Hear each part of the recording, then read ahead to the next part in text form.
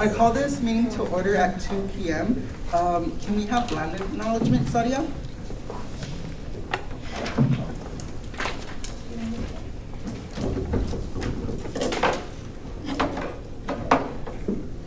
Before we get started with our meeting, Associated Students Incorporated at Sacramento State would like to take a moment to give honor and respect to the ancestors and to the diverse indigenous people connected to this territory on which we meet. The original stewards of this land belong to the Nishawan, Patmi, and Miwok Native Americans. Keep them in your mind, carry them in your hearts, and we ask that you take a moment to consider your ancestors and your relationship to the land belongs. Thank you. Thank you. Samantha, can we have the Pledge of Allegiance?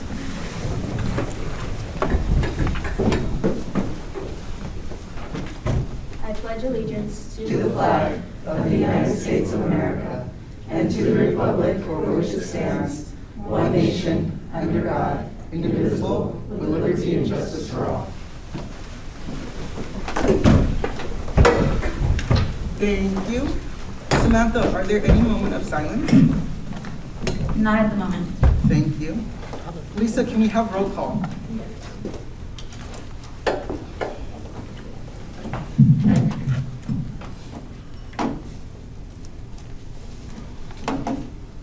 Elizalde, Here. Zayas, Present. Soltero, Present. Carr, Here. Ashraf, Present. Graham, Here. Rivera, Here. Peng, Here. Sharma, Here. Maddox, Bindle, Here. De La Garza Garcia, Here. Budani, Here. Cabrera, Here. McCris, Here. Curry, Here. Gallardo, Here. Montalvo, Here. Lenmark, Here. Aurora, Here. Reyes, Here. Taryn, Here. Dunning, Here. Dalton, Mirsky. Here. Thank you. Thank you. Now we'll be moving on to the approval of minutes 3/09/2022 board meeting and 3/16/2022 working board meeting. If there are no objections, the minutes will be approved. Hearing none, the minutes have been approved. Now we will be moving on to public comment. Members of the audience may address the board on any item within the jurisdiction of the board or on any agenda item. If you wish to address the board, please sign the speaker identification sheet, which will be at the podium. And if you are here for leadership initiative, it will be in the audience. Thank you. Hearing no public comment, we will be moving on to a special presentation, Financial Wellness by Sandu. You may come to the podium, sign your name, and then after you have signed in, you may speak. And then after signing your name, can you both speak your name? Introduce yourself. Thank you. A week of spring break and I forgot my manners.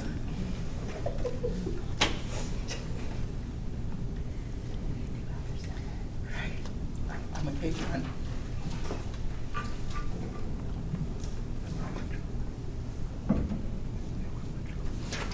My name is Amanda Ilong. I am a peer financial coach with the Financial Wellness Department, and I'm also a senior here at Sac State.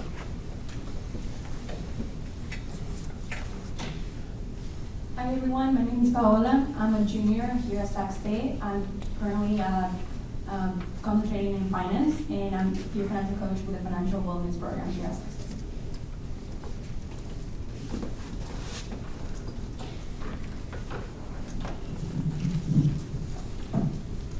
Thank you so much for having us here today in the ASI Board.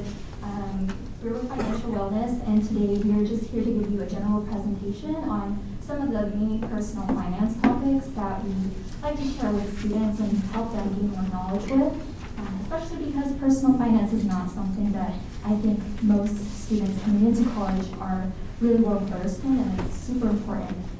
And so today we will be presenting on that.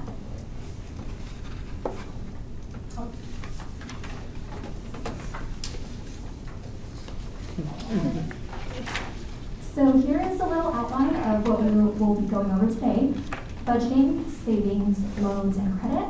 And if there are any questions throughout the presentation, I suppose you can hold your questions till the end of the presentation.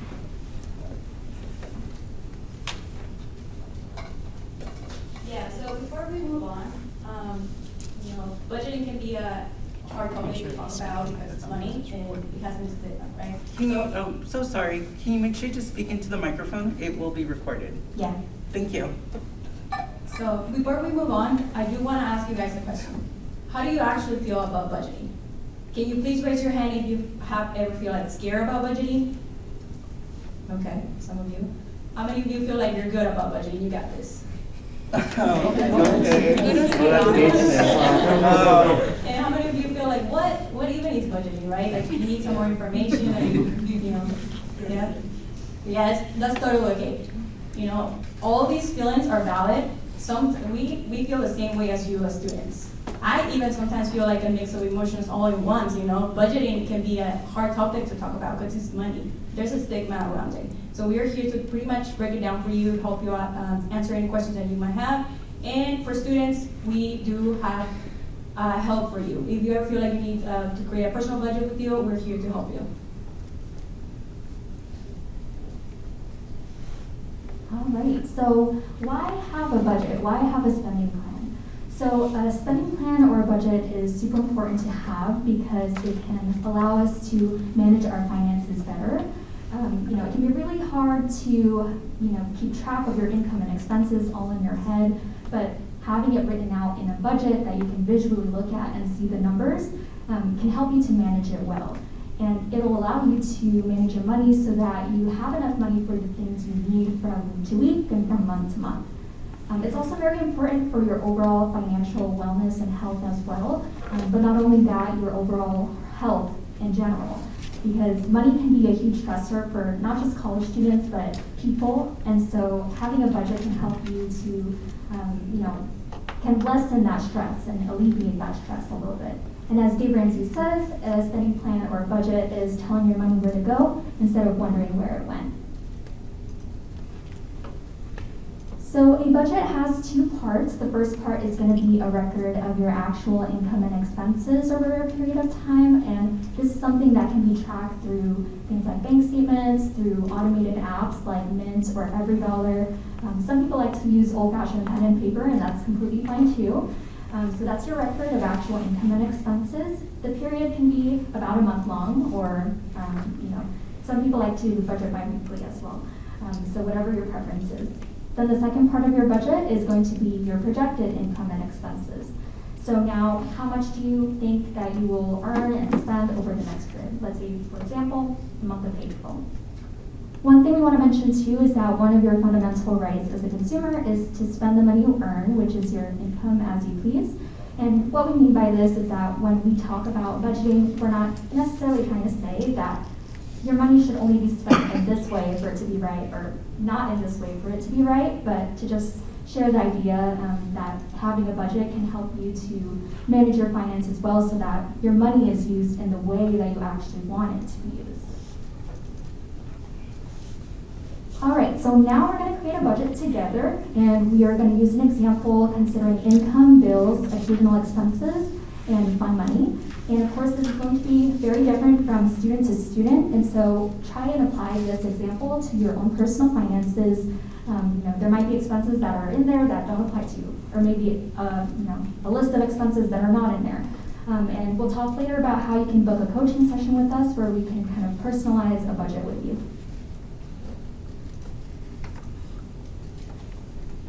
Okay, so the first thing to consider when creating a budget or a spending plan, as we like to call it, is your income, right? How much money you're actually bringing in. And it can depend on a variety of different things. Maybe you have a job, maybe you have financial aid that gives you refunds, or you have a supportive family member that gives you allowances from month to month or maybe weekly.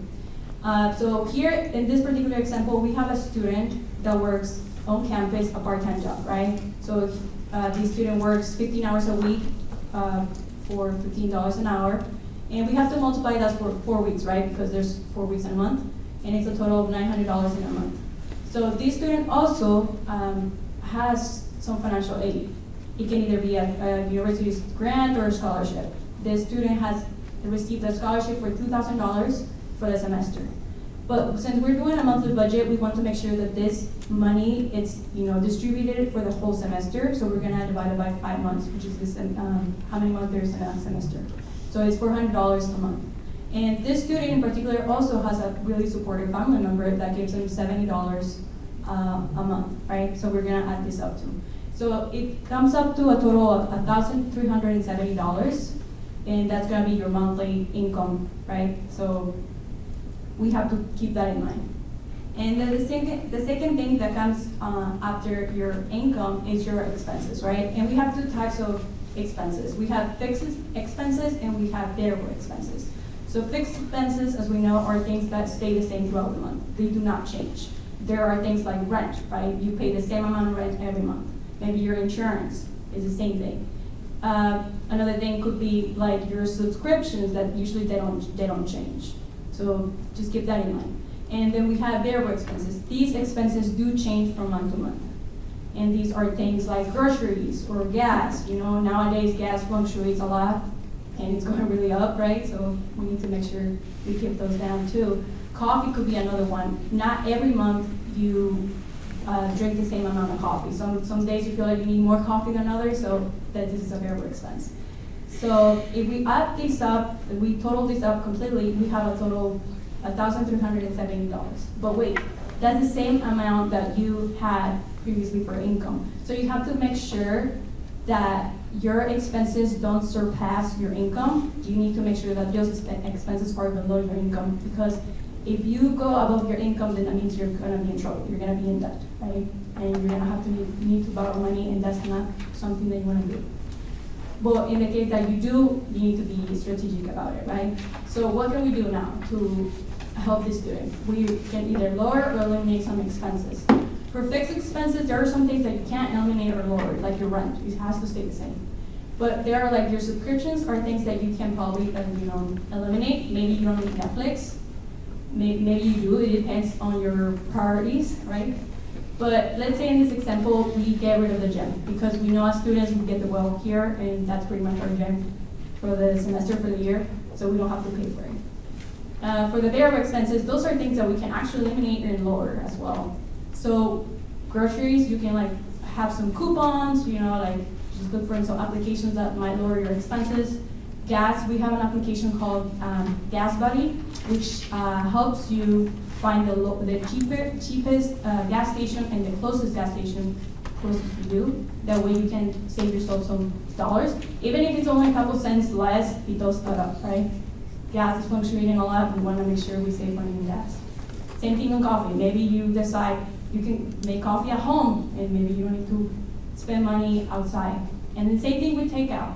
Instead of dining out, you might want to do some prep meals at home, and then you lower your expenses. So now your total adds up to $1,180, right? So you just save $180 for just being strategic about your expenses. So here is an example of a spending plan or a budget. A balanced budget is going to be one where our income is equal to our expenses. And so remember that the student's income was $1,370 monthly. Now we're going to list all of our expenses, list the number that is associated with it, and then total it all together. So you can see that for our first row, we actually have savings first. And on the side, you see pay yourself first. We'll go more into detail into that in the next slide. Then you can list your first priority items. So on top of dividing your expenses into fixed and variable, you can also divide them into needs, which are things that you need to survive, right? Probably first priority items, and then wants, things that are nice to have, but we don't necessarily need. So here we have needs listed first: rent, car insurance, groceries, and gas. Then we have our wants, coffee and takeout, and totaling that all up, that equals $1,370. So this is going to be a balanced budget because the student's income is equal to their expenses. So going back to the idea of paying yourself first, we know that as college students, it can be really hard to save money, especially because we're probably full-time students and maybe we are not working as much as we could if we weren't in school. And so it can be super hard to save. But try to grasp onto the idea of paying yourself first, because you worked hard for your money, right? And so you should try and put aside even a small percentage of your check towards your financial goals, whether that be, saving up for an emergency fund, saving up for a car, grad school, or maybe a nice vacation even. And a tip that we have for you to kind of stick to this is by treating savings as seriously as a bill. And that way it kind of becomes unavoidable.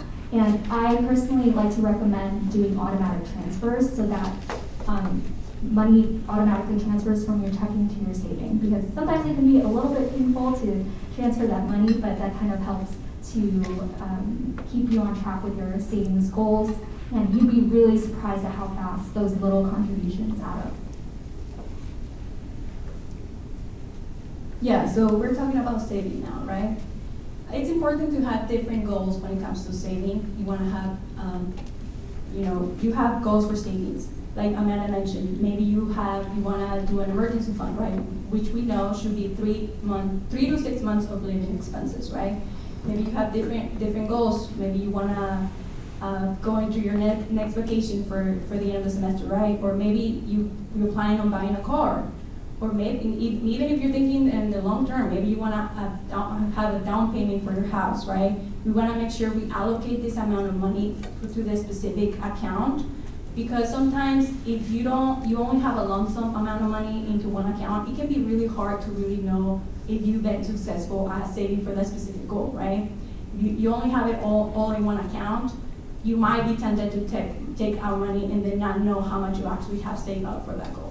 So here we recommend you to have one account with different goals. It can be different buckets. It's not necessarily like open up different accounts and just have a bunch of accounts with a bunch of money in there. It's just like there are some accounts that let you do one account in different buckets, and if it doesn't, you just hold yourself accountable for knowing that if you're setting aside this amount of money for this goal, you cannot touch it for something else, right? If you have a new car savings bucket, you're not gonna get money out of it and go get coffee, right? You wanna leave it as it is. So there are some accounts that you do this. Another way that we tell students, because it happens that students do not have accounts, usually like sophomores, freshmen and sophomores, we can do this envelope method, which is the same thing. You pretty much get some envelopes and you name them, whatever it is that you want to save for, maybe a new car, maybe for an emergency fund, and then just title the envelope whatever it is, and then they start saving money in that specific envelope. So if you find savings hard, one of the ways we recommend is those automatic transfers that I mentioned earlier, but another way to motivate you to save as well is by making it fun. So here we have a $500 emergency fund bingo card that we created, and the way it works is that for a whole year you would dedicate yourself to crossing off one of these boxes every week and then saving the corresponding amount. And then after 52 weeks, you would have $500 saved up. And it doesn't have to be for an emergency fund. It could be for whatever financial goal you have. And the cool thing here is that there's also $0 weeks, so maybe those weeks that kind of get tough. And then also if you have maybe more ambitious goals, you want to save for $1,000. You can also multiply these numbers by 2 to double the $500 to $1,000 savings.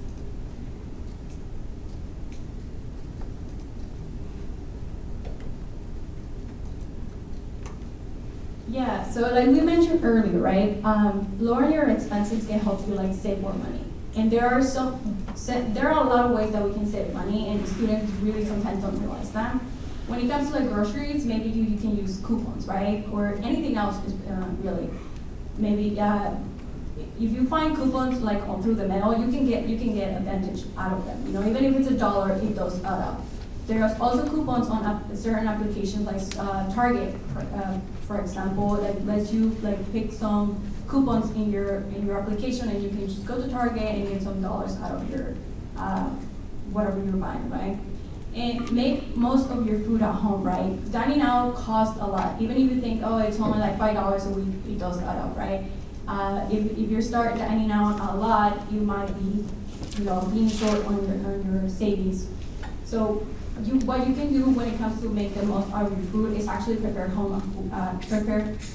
food at home. And even if you don't know how to cook, there are some ways to save you, right? There's YouTube videos that can help you how to cook recipes. And we also have the Well here at Sac State, which gives you like a program with like how to prepare healthy meals, right? So you have resources.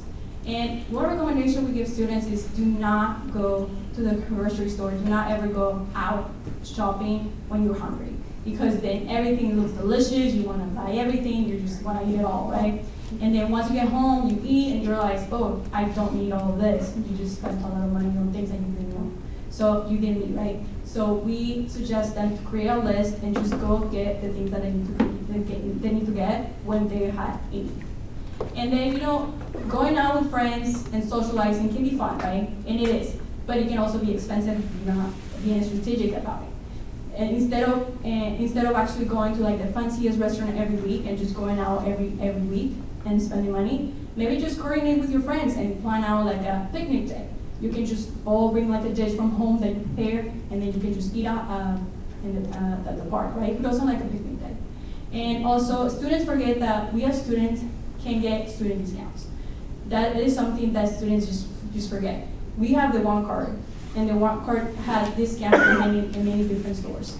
You can just go to the CSUS that website, right? And you can find the One Card discount, and there's a bunch of stores there that you can just pick from. And if you make the list, the store is not named on the list, just ask. It never hurts to actually ask and say, hey, I'm a student, can you give me a discount? You'll be surprised that there are stores that actually give you one.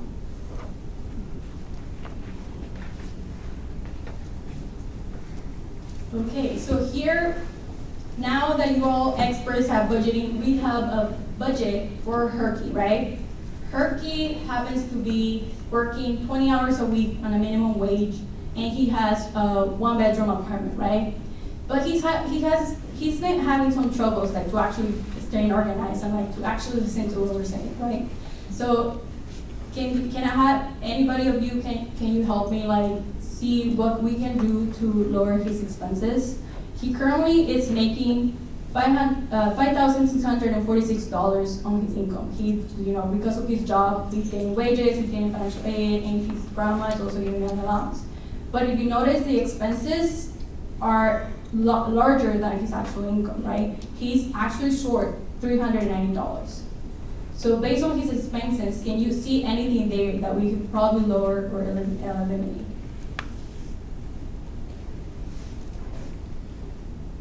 Go ahead. I was gonna say, lower the cost of like dining out. Dining out? Yeah. Yes. Anything else? Go ahead. Maybe choose between the dining out and the entertainment, because $150 for dining out and then the entertainment is $100. That adds up. Yes. Anything else? Go ahead. Who spends $100 a month on clothing? That's a valid one. Someone who I'm sure is not. Anybody else? One sweatshirt is pretty close. Go ahead. Or no? Well, I think it's wonderful to be able to give to charity when you're on a very tight budget. You may want to reconsider that for right now and maybe think about that for later times. Yes. Okay. Thank you, I wanted to say that. Yeah, and I actually do want to emphasize the charity part. Charity is awesome. It's great that you're doing that. But when you're in a tight budget, like you said, it's better to leave it for later times. But that doesn't mean that you don't have to you cannot give anything. You can give your time, and that's just as valuable as your money, And even better, sometimes you can make wonderful relationships and help people that you might know need help just by volunteering your time. That can be we can substitute the charity amount for maybe an hour or two of your week, right? Yeah. So this would be a little bit more painful, but it is because it's only a 1-bedroom apartment. But if you wanted to bunk up dorm style with another roommate, you could cut a lot of expenses off rent and utilities by splitting those costs, and that would put a lot more back into even entertainment to, Yeah. share your room with the Exactly. Everything that you guys said, it's valid, and we can do that. There are so many more things that we can do. It just depends on the lifestyle of Herky and everybody, any other student, right? Because they'll have different priorities. But there are definitely different things here that we can do. We can get a roommate, like she mentioned. We can get like, we don't have to, we were just talking about coupons, right? Maybe if we went to the grocery store, we can lower our groceries, dine out, the gas. Go ahead. Depending on where the apartment is, you can ride the Hornet shuttle if you're close, if you're within a couple of miles and on the route, a couple days a week even, and then you could reduce your costs. Exactly, yes. Completely agree. You know, maybe if you live close to campus, let's say you get rid of your car and your gas, right? No, but I mean, car is a necessity for some of you, but there are some other things that you can do. Even if you ask your internet or cable provider that you're a student, they might lower your expenses just because they know you're a student. And maybe you don't need to buy so much clothing, right? Like maybe you can just reuse the clothes that you already have. There are so many things that you can do. Also to comment on the clothing, Turkey, I think only has one outfit.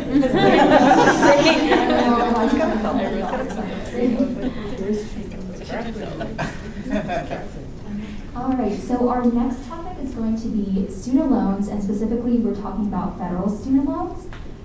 For some students, college students, getting student loans might be unavoidable to pay for college, but if you are planning to sign up for loans, it's important to understand the differences between the different types and to remind yourself of what it is, right? So that it is borrowed money that does have to be paid back in the future.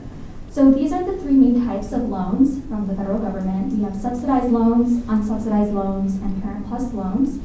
The difference between the subsidized and unsubsidized loans, well, first of all, the similarities. They both have the same fixed interest rate of 3.73% for this school year, but it is something that does change every year. So be sure to check that for next school year if you're planning to sign up for them. They also, repayment starts for both of them 6 months after you graduate, leave school, or drop below half time. The difference is that the subsidized loans, we call them super loans because the government pays the interest on those loans while you are in school, whereas the unsubsidized loans, the government doesn't pay the interest. So we recommend that if you are offered both of them, and if you need to take out loans, that you maximize the subsidized loans first before going to the unsubsidized. We also recommend that if you do have the unsubsidized loans, to make interest payments on those loans while you're in school so that your balance doesn't, grow as large when repayment starts. And then a plus two is that it also helps with your credit score as well. The last federal loan are Parent Plus loans. These are kind of different from the two because these are loans for eligible parents of dependent students. So your parent typically has to have a good credit score and they would have to qualify for the loan. This loan also has a higher interest rate. I believe it's 6.28% for the school year. And then repayment begins immediately after the loan is dispersed, which is different from subsidized and unsubsidized. Yes. Yes. Can I add some information here? Yeah, go ahead. I think the best kept secret about loans is that you don't have to take all that's offered to you. And it doesn't seem like it on your student portal because the whole offer is out there. But if you've done your budget like these lovely ladies have done, you would realize maybe that you don't need all of it. And so you can tell them, thank you for the $10,000 subsidized loan, but I only need 5. And so you can actually change that and reduce it and not take it when it's offered to you. A lot of students worry about doing that then they would lose it and it can't come back if something comes up. But you can ask for it within the same academic year if situations change and then you end up needing that money.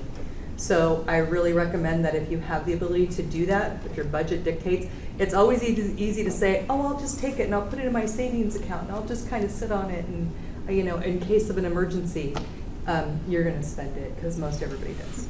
So it's best not to even get it if you don't need it. And it's not accruing interest, obviously, no matter who's paying it. So it's it's not super transparent on your student center when that happens.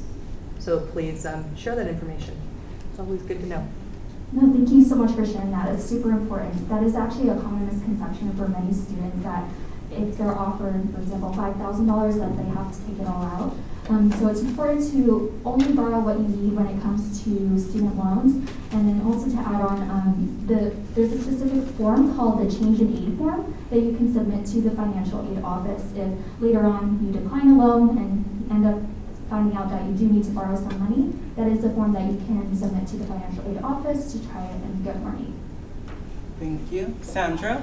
I also wanted to add that these are, if you wanted to I don't like any classifying anyone as good, but this is as good as it gets, especially the subsidized loan, because there's a lot of private lenders out there that are not as good actors as getting the loan from the government. But I did say that these subsidized and unsubsidized loans are eligible for the 10-year forgiveness if you work in a nonprofit or the government. So that's actually something also to be mindful of, that if you do take on these loans, to make sure to stay on top of your payments for the 10 years to get your loans. My partner actually had his student loans from law school forgiven because he worked 10 years and he works in a nonprofit. So like, it's real, like your debt just goes poof, gone after your 10-year mark. So it's actually a really good thing to know about as well. Thank you. So we want to remind you all that it's okay to be a broke student when you are a broke student. Here we want to emphasize that when it comes to student loans, to only borrow what you need. Student loans aren't all that bad, right? It can help us to pay for an education, but it's important to understand what repayment is going to look like in the future, because every dollar that you pay back towards these loans is maybe a dollar that you might want to put towards a mortgage, deposit for a house, a new car, or a family. And so we're going to look at two situations here where one student borrowed only what they needed, which in their case was $25,000, and then the other student maxed out their federal student loans, which was $57,500. So when we borrow only what we need, the total interest that the student will pay over the lifetime of the loan is about $5,000. Their monthly payments will be about $250 for a month for 10 years. Then looking at the student that maxed out their loans, they will be paying a total interest over the lifetime of the loan of $12,000 about. And then their monthly payments will be $575 a month for 10 years. And so here we can really see the drastic difference between when the student borrowed only what they needed versus when they maxed out their loans. And if you ever need help trying to figure out what repayment might look like for you in the future, or how much you think you should borrow, if you should borrow any, definitely come and see us, because that is something that we can help budget out for you if you do need to borrow money. So our next and last topic for today is going to be credit. So what is a credit score? So it's a number that's calculated based off the information in your credit report, and it helps to predict how likely you are to repay a loan and make the payments when they're due. So it pretty much is a number that describes how responsible you are with paying back money that you have borrowed. And it's super important to have a good credit score, because it's something that's used in many things. It's used to see if you are a good renter, right? If you're applying for an apartment or a home, they'll look at your credit score most likely. If you're trying to apply for a loan for a home, trying to buy a home in the future, they'll definitely look at your credit score. And having a good credit score not only allows you to get approved for the loan, but it will also help you to qualify for a lower interest rate, which can help you save money in the future. This score is something that ranges between 300 and 850, depending on the scoring method. There's many different ones. Maybe you've heard of FICO or Vantage. And the way it works, it's kind of like a grade, where a score of 300 is not so great, like maybe a D or an F, and a higher score of about 850 would be an A+. And this number is calculated by these three credit bureaus here: Equifax, Experian, and TransUnion. Something I also wanted to add is that your credit score is also something that some employers might actually also look at as well. Interesting fact that I actually did not know before I jumped into here, so that's also something to keep in mind. So here are the factors that make up your credit score. We have 35% your payment history, then 30% being amounts owed, and we'll go more into detail into those two in the next slide. Then on the right, we have 10% being new credit, 15% length of credit history, and 10% credit mix. So starting with new credit, this is just asking how many credit cards are you signing up for, where every time you sign up for a new credit card, this results in an inquiry in your credit report. And so when it comes to this area, you don't want to sign up for too many credit cards within a short period of time because that will lead to a lot of inquiries in your report. And so we recommend that if you are thinking about signing up for multiple credit cards, that you space that out. Length of credit history is just something that's going to be built with time. And so the longer your credit history, the better that is for your score. And so we recommend that if you haven't had a hold on credit before, you don't know what a credit card is, that you definitely come and see us so that we can walk you through how to build your credit as a college student. Then we have credit mix, where generally having a variety of different types of credit, like different credit cards, loans, will generally be beneficial for your score. However, you don't want to sign up for a loan you don't need just for the sake of having a variety of credit. If you already have a student loan, for example, paying that back will be beneficial for your score, but you don't want to sign up for a loan you don't need to do well in this area, especially because it's only about 10% of your score.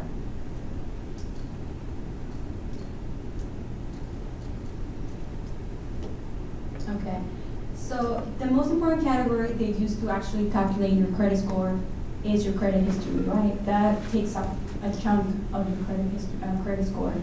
And this pretty much keeps track of the money that you have borrowed. And they want to know, are you paying it on time? Whether it's your student loans, a card loan that you have, or just credit cards. The question is, are you paying those on time? And if you are, then that's great. That's what's keeping your credit score up. But if you're not, it can hurt your credit score really bad, and it can stay up into your history, your record for up to 7 years. And you know, for the mistakes that you're doing right now, you don't want them to hunt you down 7 years from now when you might want to get a house, or you want to get a car, or anything that you might need that requires credit. You want to make sure that the lesson here is that you pay your bills on time. Even if it's the minimum payment required, which is just the interest, it will save you from actually, getting marked down. Here, we get students that ask us, I don't have any credit. Like, do I have to start from zero? And we say, no. It is, as long as you open a credit card, you start with a credit score, right? It depends what the score will be, depending on your good habits, your payment habits. If you've been paying your student loans on time, or you get your credit card, it will take time for your score to actually show up and be like a good number, right? But you can come out a strong 700 if you have good payment habits. And we do get students that miss a payment now and then, right? Maybe they're in a hard situation, they're new to credit, so things happen. What we do recommend to students, if they happen to miss a payment, is that they call their creditor and they talk to them and tell them that they're new to credit, that they're a student that made a mistake, and then they want to be forgiven for doing that, and that it won't happen again. It might help you, and it doesn't always work, but if they come back to you and they say yes, make sure you get that right. You want to make sure you have proof that they gave you like a second chance. It has happened to some students, and it can happen to you if you try. You need to try, because it's better than not trying. Also, for those students that have missed payments and they happen to be in debt, it's no worries, it happens. You can still build your credit history, right? You can still build your score. You just need to make sure you keep up with your good payment habits, and then you come to us and see us, and we might be able to help you create a budget or create a payment plan to make sure you're getting this down. And like Amanda said earlier, make sure you also set up your auto pay. That way you don't forget about your minimum payments that you need to do. All right, so the 30% of your credit score is going to be your credit utilization.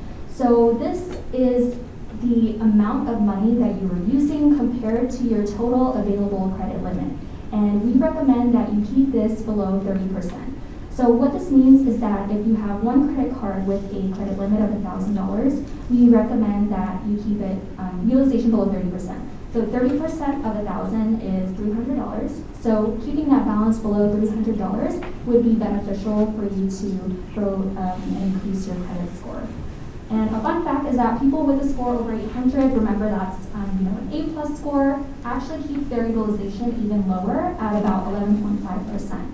And so when it comes to this, area of your credit score, the general rule is that the less you use, the more responsible you look. And some tips we have is to download your card's app so you're aware of what your utilization is. And then to pay your card off more than once a month if you find that your balance ends up being more than the 30%. So you can pay that back down so that it goes below that range at 30%. Yeah. So here at Financial Wellness, our goal is really to change student perception of money, right? And how do we do that? We present workshops like this one that we are currently presenting. We talk about budgeting, loans, savings, investing, anything that's related to personal finance, right? That's one of the main 3 pillars that we have.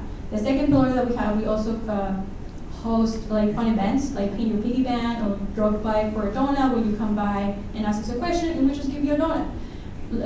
Unfortunately, because of COVID, we haven't been doing these things, but hopefully next semester we're going to start doing them and we're going to welcome our students. The third thing that we have for our services is coaching sessions. Like Amanda has been saying throughout this her presentation, we give this so much priority, right? Because coaching sessions can be so personalized for the student that needs help. It's just you and the student peer to peer. We're talking about personal finances and their personal situations, and we're helping them create a budget, or just talk about loans, or like understand what credit really is and how it can affect them later on if they don't take it seriously. So yeah, this is our services that we provide for our students. And if you want to find us, or you just want to come to us, talk to us, or create a coaching session with us, just book a coaching session with us. You can just find us at csus.edu and just search for Financial Wellness, and you'll find us there. We're currently located at Lawson Hall, so we can see if you pass by and just say hi to us. We can tell you anything that you need or answer any questions that you might need help with. Thank you, everyone. If there are any questions, we would be happy to answer them. Thank you, Paola. Thank you, Amanda. Are there any questions?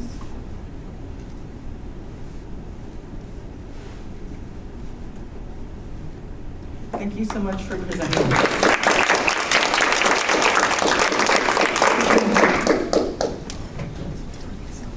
And then now we will be having another special presentation, Peer Assisted Learning, PAL by Jennifer Glenmore. And I have somebody with me. And guest. Yes, this is Dr. Corey Shamron. He's a professor in the math department. Hello. Hello. He's the co-director. And then after you signed the speaker identification sheet, you may introduce yourselves. Thank you.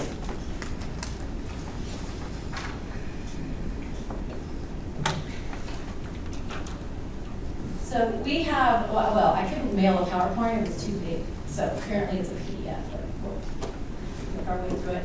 So I think y'all know me. I just introduced Dr. Shamron. We're 2 of the 4 faculty actually that run PAL at this point. It did start out with just me. I'm going to tell you the story about that. But ASI played such a critical role in this program still continuing. I just wanted, it's a 10-year anniversary right now of the program, and so I just wanted, this is basically a thank you to ASI because your body was critically important in terms of our being able to continue. So next slide, please. Okay, so just to tell you what PAL is, PAL stands for Peer Assisted Learning.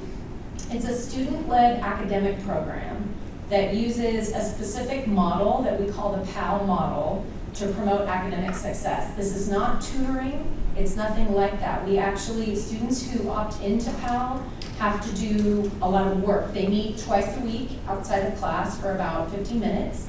And one of our facilitators, these are the students we employ, guide them through problems that the professors wrote. So we know that the content is legit, the professors actually made that up. And the actions of the facilitators are really to ask guided questions of students.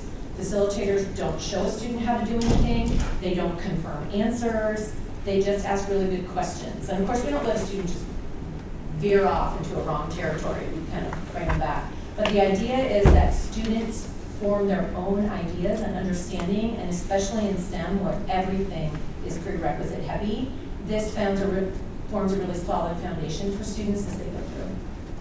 So we train them on a number of really important skill sets. The idea around growth mindset and the reframing of failure is something that's been particularly important for us. The idea that everyone struggles and you're not alone. If you fail an exam or you're having a bad day or something like that, that is what the walk that everyone is walking. And so we're all in this together. At the end of the slides, you'll see our motto, which has to do with this. But we really try to help our students understand that one stumble is just a stumble, and you're going to come back from that. Self-efficacy, and we spend a lot of time on cultural competency because we feel like the way in which students engage with each other and the confidence that they have engaging with the faculty is really influenced a lot by what their experience has been so far. And we want to make sure that we're creating a very inclusive environment. So again, this is really, the goal is to create a community of support within STEM, which I think has a reputation of not necessarily having that. So we've really shifted, I think, what STEM is like on this campus. We've shifted from what it is on many college campuses, which is an environment of a lot of competition among students. We've shifted that here. It is an environment of collaboration, which I think is much more positive for students overall.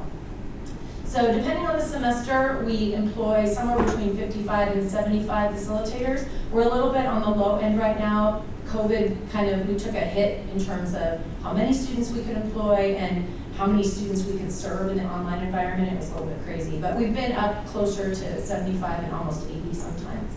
So we offer them the ability to promote within the program to some positions that we'll talk about in a bit. And they develop a lot of professional skills that they take with them as they leave the program. I will say most of the students who start working for us continue to work for us until they graduate. So they like to. So that's a picture, that's the last one we had pre-COVID. So next one, please. So how it started was with a $2 million grant from the National Science Foundation, and the goal of that grant was to improve STEM retention and graduation. So 10 years ago, we launched our first PAL in Chem 4, which is a preparatory chem class for the big sequence of general chemistry, which is Chem 1A and 1B, which has a 50% DWF rate. That's national, by the way, it's not just us.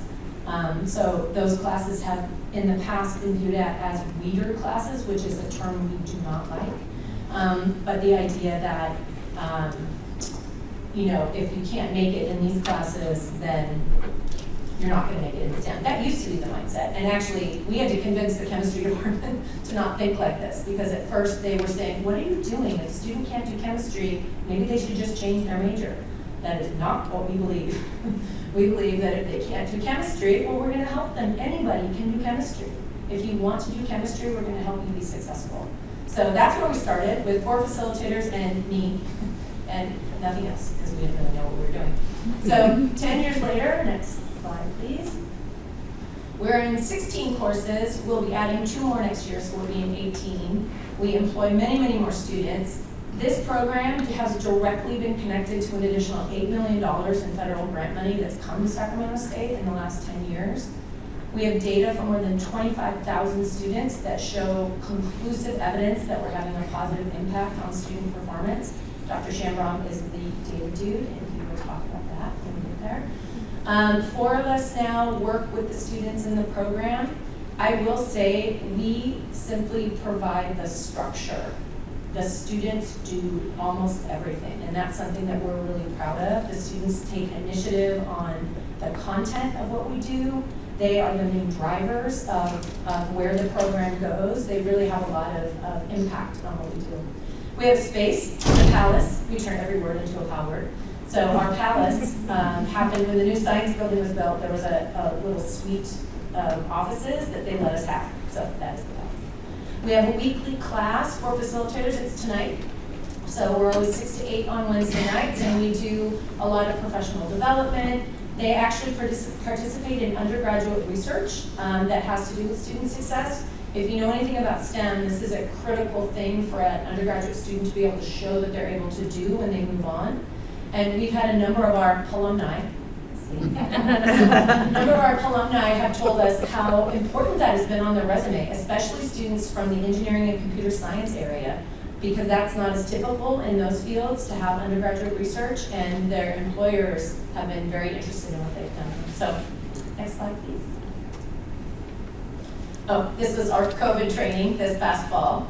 So we always convince Andrea, the great photographer on campus, to come take pictures of us, and that's just giving you an idea of what we're doing. And it shows a little bit of the PAL model. So the PAL model is that students are working externally. So there's always a whiteboard or a chalkboard if you're in the math area.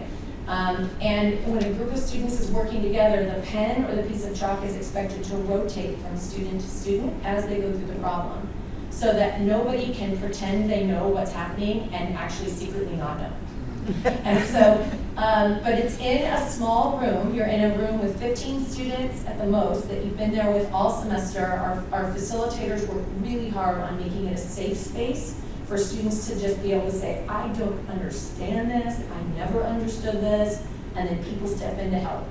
So that's what we want to have a student be very, very comfortable doing. And so we encourage them, and there's also evidence, this is really neat, your brain learns differently when you're watching someone do a problem than when you're the one doing it. So, and those types of learning are complementary. So the model actually really helps students solidify their understanding of things. All right, next slide, please. So here's the story of ASI. So our grant money was for 5 years. And when we first got the money, we started working on campus, trying to find support for this program. We were just coming out of a recession, so this was really tough to do. And we kept hearing stories. UCLA, for example, had a program just like this, had fabulous data. As soon as the 5-year grant was done, the program was gone. This is the typical story. So the National Science Foundation gives the seed money with the hope that a university will use it and build something that lives on, but it's so rare to have that happen. And we had a really nice situation at that time where 2 of the students who happened to be, they'd been with PAL for years, one of them was elected ASI president, and one of them was elected EVP. And so at that time, when they were, the previous year they had been directors. One of them was for ECS and one of them was for NSM. And they had introduced the idea of making it a strategic priority for ASI to lobby the administration to keep this program because the data were so good and how many students we were saving from having to repeat courses and sometimes just dropping out of STEM. We had the data, but we couldn't get an audience with some of the people on campus that make these decisions, but y'all can. And so when they were directors, they started working on this. And for 2 years, funding to support this program was made a strategic priority by ASI. And so next slide, please. ASI to the rescue. So permanent funding for ASI, or for PAL, was designated in 2014-15 and 15-16 under Melissa Bardo, who was the president at the time. The goal was reached. We would not be here if it wasn't for ASI, and we're so incredibly grateful. And by the way, this was long before I was ever on this board or we even had ASI funding or anything like that. I just want you to know that there was no conflict there. But I do want you to hear how impactful your strategic priorities can be. And the voices that you have really matter to things that are making a difference on this campus. So we're so, so grateful. I just have a few more slides that I wanted to kind of round out why I think it was a good idea that we supported this program, and I think I'm hoping it will make you proud that this is the work that we're doing. So next slide, please. Oh, this is just showing you. Next slide, please. So one of the things that has just worked out in our favor, we're really grateful for this. Our facilitators represent the students they are serving. And actually, in most categories that are considered categories of need or underrepresentation, we are overrepresented in our PAL group. So the majority of our facilitators are PAL eligible students, they're first generation college students, and most of them are from ethnic backgrounds that are considered underrepresented. This is so important, especially when, as we know, there's a big problem with our faculty not necessarily looking like our students. And that is a tough nut to crack because the students are here for 4 or 5 years, but the faculty are here for 30 years. And so it's hard to kind of work that equation well. Here we have this group, there's 70 of them wandering around at any given time in our colleges that look like the students. They are members of the academy, and they are representing the students that are in the PALs with them. And we hear this all the time from students who interview to become a PAL facilitator, that it makes such a difference for them that they see somebody that they can relate to in this position of leadership, and that's why they've applied. So we feel like this is just an ever-evolving, continuously keeping our facilitator group rich with what is exactly in our student body. We really like that. Next slide. We do a lot of work around leadership, very purposeful leadership. So within the program, as PAL got larger and it was like too much for me to wrangle, I drove a bus in college.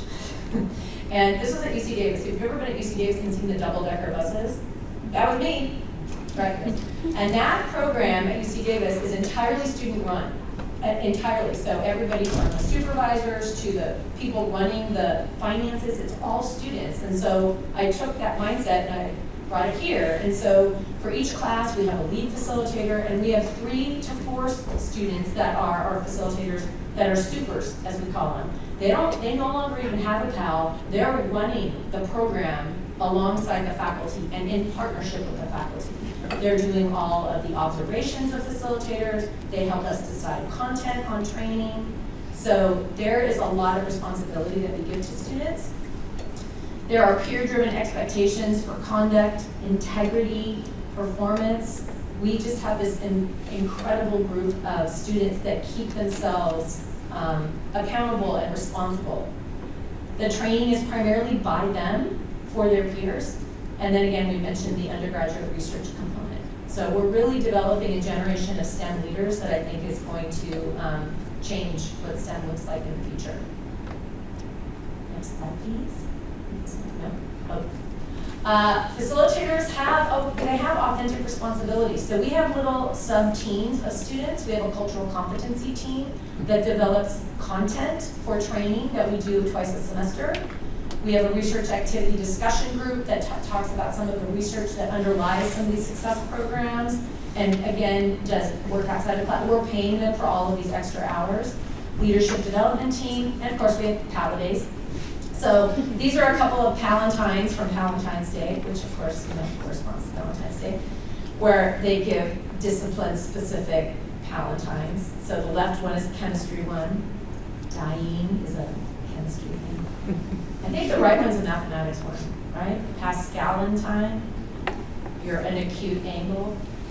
Anyway, in the fall we have Halloween, and in the spring we have Valentine's Day. We go all in. Okay, next slide, please. Okay, I'm gonna let Corey talk about this. This is a really fun, exciting part, the statistics. I'm sure you're thrilled. I'll keep it pretty brief. The graphic is somewhat self-explanatory. Students who are in PAL are the blue and blonde colorblind. I think the other one is orange. Yes. Orange. Students who are not in PAL are in orange. You're seeing their GPA in the course. And the point of the graphic is that the blue ones are taller than the orange ones in every class, and they're actually significantly taller. In some classes, like Chem 24, we're looking at a 50% grade bump. The average across all these classes is about a 25% grade bump. And while I really will not get into much of the gory details of the statistics, we just did a long analysis with Michelle Norris, who's a statistician in the math department with me, and Caitlin Escana, who was an undergraduate student. She was the president of the data science club here. And this propensity score adjusted business means we're really accounting for the PAL effect itself. This is an opt-in program. There's a well-established phenomenon that sometimes when you have optional programs. The students who are already going to do better in the course choose to opt in, and the students who really desperately need help do not opt in. And basically, we've found sophisticated statistical techniques to account for that. We look at all 174 variables for every single student in the institutional database, everything from their zip code to their mother's level of education, to their SAT scores, to their GPA, to their grades in the prerequisite courses, et cetera, et cetera. We find for each individual course which are the 15 or so variables that most predict the grade in the course. And then we take every single PAL student who enrolled in, like, let's say Chem 1B in PAL over the last 10 years, and we find a matching student. We literally match them. We find a matching student who did not take PAL, who have the exact same demographics in all those variables, from their grade in the prerequisite course to their STEM GPA to their SAT score in math to their mother's level of education to their zip code. And we pair them up. And we look at all these students, we find a matching pair, and that's the numbers you're looking at.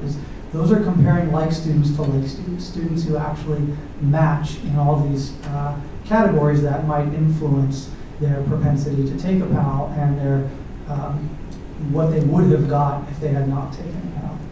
So this is all written up in a fancy paper that's now been accepted to the Journal of College Science Teaching. And it really proves that this is an effect that comes from the program itself and not the students who choose to enroll. So that's pretty much all I have to say about that. Hopefully that was a tolerable amount of statistics for today. Well, one of the things that we don't have a lot of statistics for, but we do have some, is that, and I think everybody's aware of, it's got many different names on this campus. Opportunity gap, equity gap, the performance gap between students. We do have some data, only in a few classes that we have enough students for, that PAL either reduces or completely erases that gap. So we're trying to get more data on that because that's obviously important to the university. But it doesn't seem to matter what angle we look at this program is working. And when we made, one of the arguments that we made when we were able to get institutional support is that this program pays for itself. The number of students that don't have to repeat the course and take up a seat for another student, the money there, it actually, if you look at it from the student perspective, we're saving the university money. If you just simply look at what the university has to put into paying for these things, it's about a break even. So it makes absolute sense that the universities support this, and really most of the money goes to the students anyway. So there we go. All right, next slide. I think there's almost nothing more. Oh, here's what our alumni. We've sent out a survey just within the last month, asking them, now they're out in the workforce, and tell us something about this job that you really liked. One of the things, so the second paragraph, I want to tell you a little bit about this student. I know we know who these are because we wanted to track who was answering this. So this student is someone who, as many of our students have, had a really rough beginning in life, and it's a miracle he made it to college. Came here, was a physics major, graduated with honors in physics, and when he applied to be a PAL facilitator, very, very quiet student, and actually we really like the quiet students in PAL. But I was told by a faculty member, just really doesn't engage very much, whatever. But I really liked his interview, and we hired him. And he really blossomed during his time. He was with us for 3 years. And during his time as a facilitator, you could see him gaining confidence, he spoke out more, et cetera, et cetera. When he graduated, he went into the Peace Corps. He wanted to take the PAL Model International, that's what he said. So he went to Liberia in Africa, and he taught math and science for 2 years.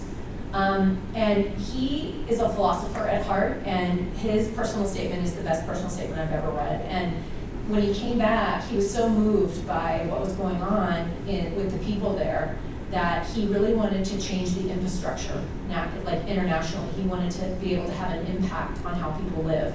So he came back and went and got a master's degree in mechanical engineering, which he has just now finished. And he wrote me about 3 or 4 months ago and said, I think I figured out that I need an MBA to round out what he wants to do on a large scale. And so he was just accepted at the Yale MBA program on a full ride. Wow.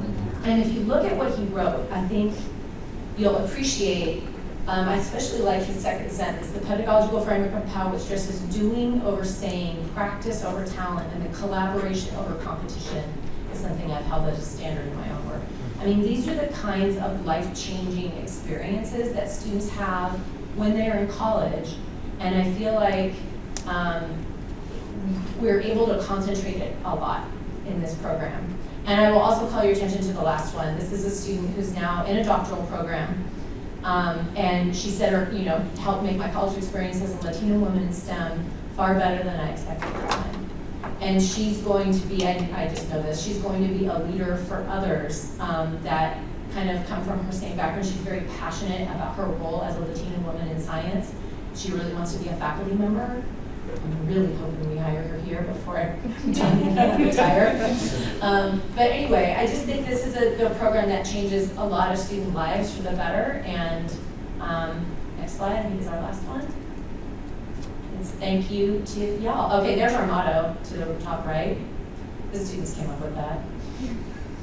It's like, okay, we're all down here in the dirt together, this is hard, but we're all gonna be able to kind of make it through it. So those are stickers that our students use a lot. And I also want to give thanks to, there have been a few people on campus that have been our champions. In addition to ASI, Ed Mills has been absolutely tremendous in terms of support. He's been a co-PI on many of our grants.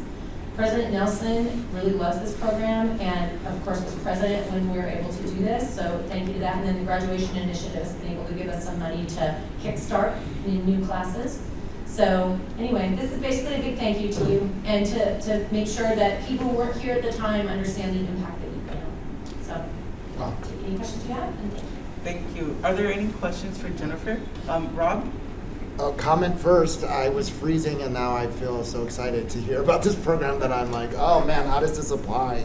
Can we apply this to other disciplines, I wonder? And I just recently read an article about how one of the major obstacles to student success is mindset, and that's especially true in the STEM fields. And I can't believe you've been doing this since 2012.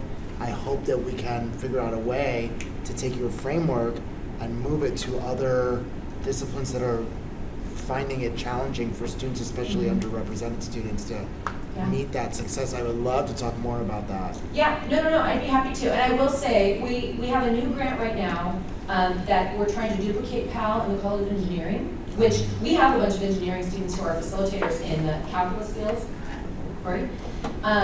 But engineering wanted to, we can't take any more classes under our belt at this point, so we said, we'll help you. We're realizing what you need is a zealot. That was me. I was called that faculty. But you need somebody who is going to fight, because it is not easy. Thank you.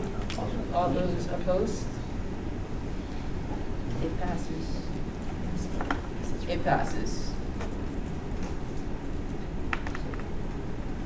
Sam? May I make a request to move up item 2021-22, 3125, since the vice chair is already there, we don't have to do it twice? Sure. If there are no objections, we'll move directly to item 125. So for 2021-22, 3125, Saya Soltero resolution supporting SB 641 CalFresh for College Students Act. Do I have a motion? Joseph?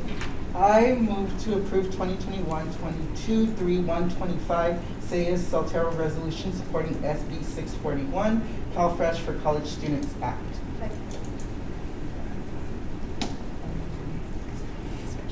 Is there any discussions?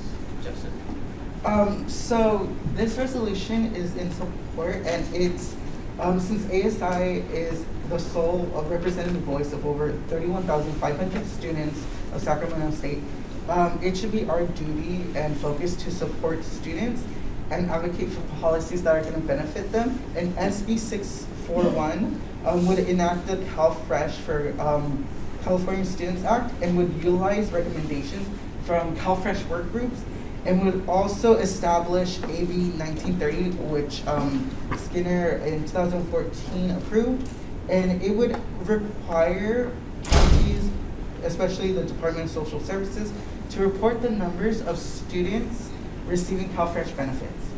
The Department of Social Services will also identify steps that will estimate the projected funds needed to serve every college student that can be eligible for CalFresh. And it would also require the Department of Social Services to establish a work group that would be able to streamline the process of the influx of the college students. So food insecurity is a very large issue within the college system, UC and CSUs. And actually college students, the hunger rate is 10 times higher than the national average. And 41.6 of students in the California State University system have reported struggling with food insecurity. Myself, as a student that was formerly on CalFresh, especially as a student in general, it's very hard to have access. And so I have struggled with hunger, especially being a part of the CSU system, and I just want to ensure that college hunger does not impact students' academic success and also the personal success. A lot of times people don't figure that if a student goes hungry that they're not going to have an issue. However, when you have an issue, especially when it comes to hunger, a student might not be able to go to classes, a student might not be able to just feel secure in their college environment. So I really would love ASI, especially our board, to support SB 641 to especially eliminate barriers for CalFresh benefits. I said I was formerly a part of CalFresh. It has been quite hard to get back because I lost my job due to COVID, and one of that barrier has been very hard for me to get back on CalFresh. And with this resolution, I want to ensure that students aren't experiencing what I'm experiencing, and that students are able to go to college without worrying about food, especially when many students are away from their family and might not have the financial means. Thank you. Are there any questions or comments? Gina? This question may be for Joseph. But it may come right out of the SB 640. I'm misunderstanding the whereas that starts with SB 641. I'm sorry, 641 would enact the CalFresh for College Students Act, which I'm sorry, the next one down. Whereas the Department of Social Services will identify steps that will estimate the projected funds needed to serve every college student eligible CalFresh, but also require DSS to, thank you, to establish a work group that would streamline the process. So it's both to do the estimation and to do the work group that would streamline the process? Yes, it would. Karina, would you have any more information? No, that's correct. Yes. Yeah, and streamline the process, create a work group, as well as calculate how many people are in the college students. So it's basically just thinking about doing this by giving some information. This Senate bill will just kind of think about doing this for college students, not necessarily do it. No. It would actually do it because the work groups created would actually be from the CSU system and the UC system. And I'm blanking at the moment. Karina, do you have anything else? Karina to the chair. Oh, sorry. The chair. I'm not used to this. Karina. Yeah, that's correct. It would create a group that would specifically be for college students to apply for CalFresh. Bill? I think what the question is it says that the Department of Social Services will identify steps, and it's that will identify steps that then connects to each one of the steps. And so it's a question of identifying, not acting the way it's written. That's what I think you're trying to state. Joseph? Well, in the original, I had identify and advocate for the steps prior to the change. So what social services will do, they will be able to identify the steps, and then within the steps, they'll be able to create the work groups needed. Gina? So I want to be clear that, I mean, I'm obviously in favor of this because you have to do this step before you could then have an actual bill that will do anything. Yes. But this bill is getting ready to do something, and yet we don't know how much it will cost to do that thing. And so they'll have to do this in estimating the projected funds. Imagine there's going to have to be a budget bill later that will do something about this. So I would just remind everyone, this doesn't end here, that this is going to have to go forward and get something done. But it is step one, so I just wanted to understand and make sure I understood that it was step one, and what's going to be probably, and which is also building on another bill. So it's like a bill that told another bill to do a thing, to get some funds, to then do this thing, which hopefully we hope will get some CalFresh to our students. So I think you're ready to advocate beyond this. Joseph? Thank you, Gina. I was sort of confused with like what you said earlier, but yes, it will continue to add, and possibly when that bill is created, maybe next year's board can also follow it and see what we can do to further advocate. If there are no further questions. Oh, Samantha. No, I just wanted to quickly speak on my experience as well with CalFresh because I did receive it my sophomore year. And if you haven't been through that process, it is a lot for a college student because you have to meet the student eligibility index. And sometimes if you don't meet it, then you're not getting the money.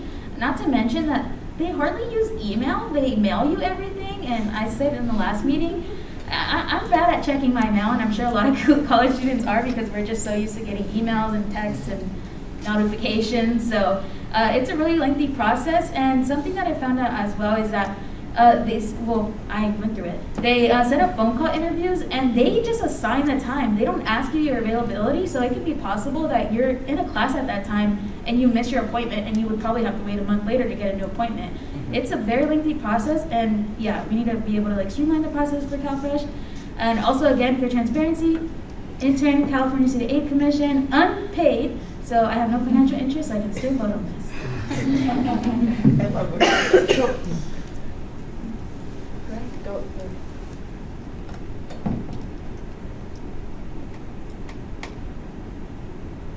This is twice in one meeting that we've heard like a conflict of interest, financial interest. You would have to be getting money specifically in your own pocket, not related to this, for any conflict of interest. Oh. So I want to make sure that when you guys are asking for funds, or you're bringing something forward and you're worried, either I belong to this club or I'm a part of this program, so I have a financial interest in it and I have to abstain. No, you don't. Yes. They'd have to be literally putting the money into your pocket directly and, sending you to the Bahamas. And if they do call me, I'll go with you. But otherwise, no, you don't have to worry. Samantha. No, yeah, and that's exactly why, but I just wanted to still be transparent about it. But yeah, I am not getting any money, unpaid, free work, valuable work though, so I'm not gonna put them down. But just wanted to be transparent with you all and people watching. Any further comments? All in favor, raise your hands.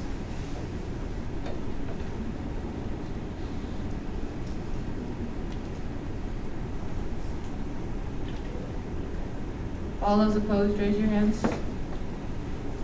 It has been approved and passed.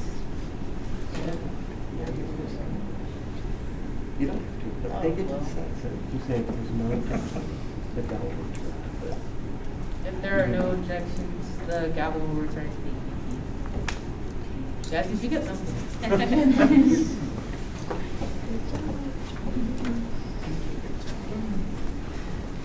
Okay.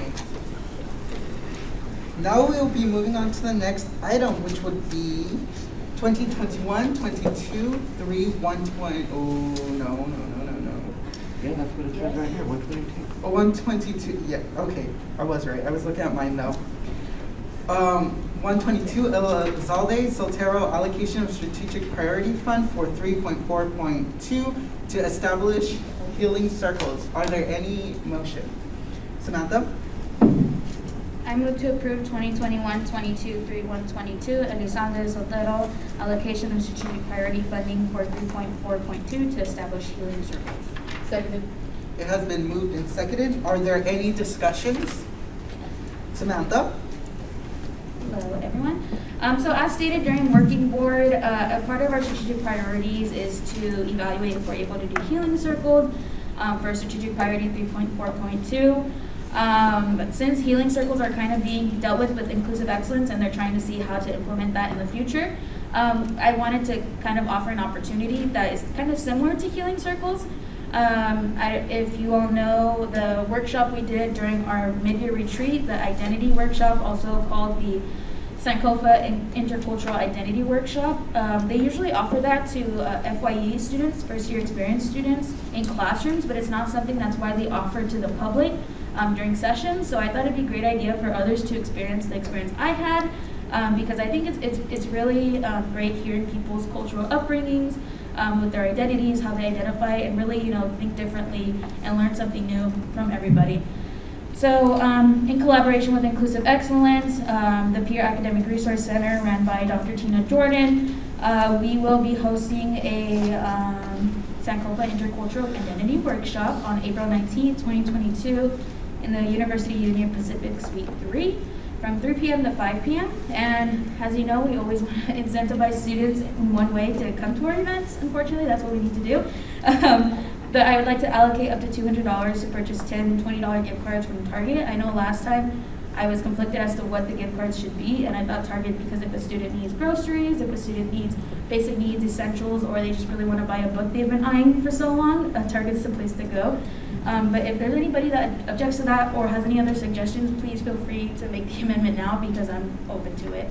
But it'll allocate up to $200 to get programs started. And you need someone who is going to knock on every door and be persistent about making students believe. And I think we've got data now that will help somebody do that. I told the College of Business, they just put in a grant, I think, or they were going to propose something, and they wanted to, and I said, absolutely, we'll help you. We're happy to assist somebody in starting their own version of this. I think one of the things that's really important, in addition to the zealot, is that you have to grow the program and the culture of your college. What do your students value? What's important to them? For example, the undergraduate research bit, that doesn't really matter in other places. Maybe it's getting a mentor from off campus, or maybe it's having some other sort of program that students can engage with, but making it authentic to your people, and then you need a faculty zealot. And you need a faculty member because a lot of these grants only faculty can apply for, and also, I don't know, we're able to get the other faculty on board, and a lot of oh my gosh, they were resistant.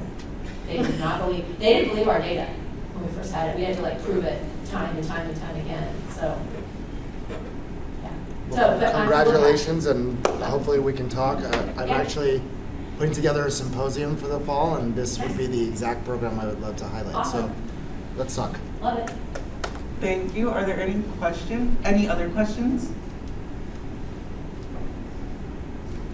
Seeing none, thank you, Jennifer. Thank you. And now we're going to be moving to consent calendar. Can everyone make sure to speak into the mic? Thank you.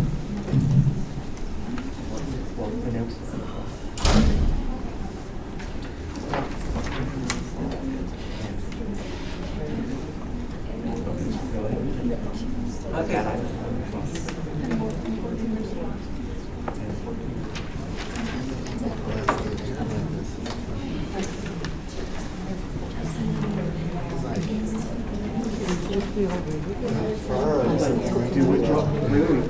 We can't do it now, we had to do it before the meeting. So we need to just announce the draw, and then we can. So, for withdrawn?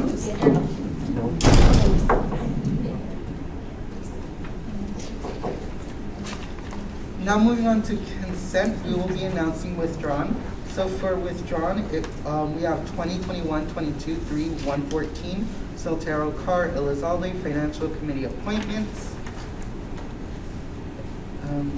2021-22-3-117, Sayes Carr Elizalde Internal Committee appointments. 2021-22-3-118, Ashraf Carr Elizalde Faculty Senate Committee appointments. 2021-22-3-119, Ashraf Carr Elizalde Grade Appeal appointments. Yes, and the last one for withdrawn. Yes. Do we have any others for withdrawn? No, you said there was one. Yes, hold on. No. LaPree?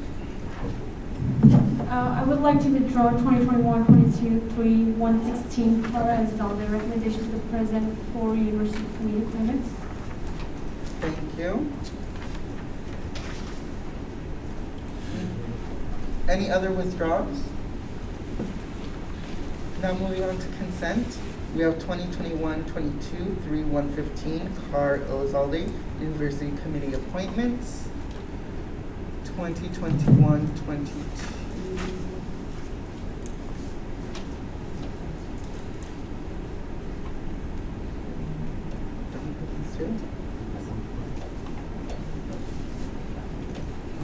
Did I say please? Which one? 118, 119.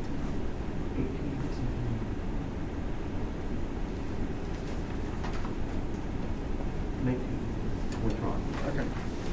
And that is all for consent. No. And if there, does anyone have anything else for consent? If not, if there are no discussions, we will be approving, if there are no objections, we will be approving the consent calendar. Hearing none, the consent calendar has been approved. We will now be moving on to 2021-22-3-120 Elizalde Sayes resolution supporting AB 1655 state holiday Juneteenth. Are there any discussions? Samantha? Can we have a motion? Samantha? I move to approve 2021-22-3-120 Elizalde Sayes resolution supporting AB 1655 state holiday Juneteenth. It has been moved and seconded. Are there any discussions? Samantha?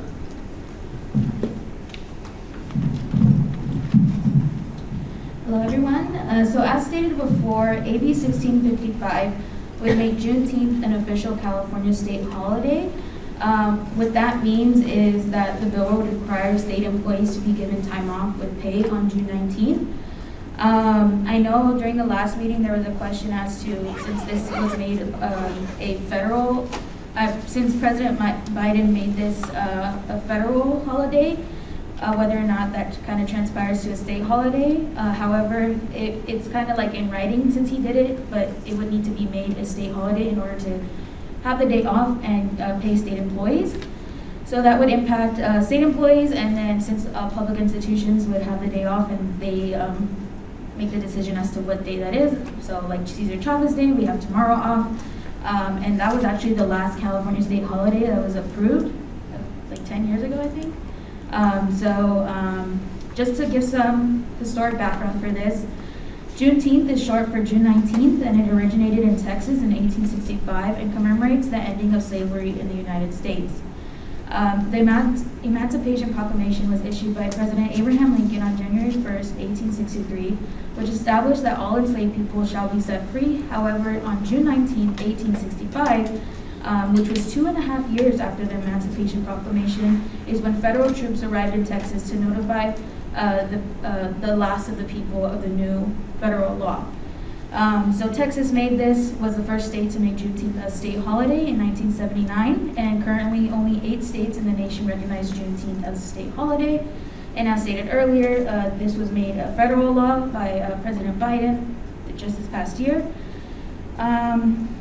And that's basically it. I can answer any questions if anybody has any. I made the corrections of the provost, adding the interim provost, and I believe that was it. Are there any questions for Samantha? Hearing none, we'll be moving on to a vote. All in favor? Excuse me, sorry. All in favor of approving 2021-22-3-120 Elizalde Sayas resolution supporting AB 1655, state holiday Juneteenth, please raise your hands.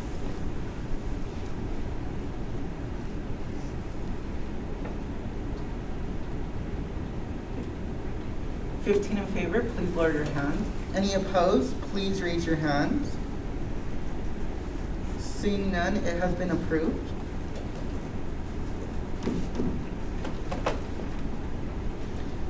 Now we'll be moving on to, I actually would have to pass the mic to the vice chair for this one. Yes. Oh, I would like to pass the gavel to the vice chair. You just do it, you are. Yeah. It's your, Okay. it's your right to pass. Okay. It's the board's decision to decide whether or not you give it back. Okay.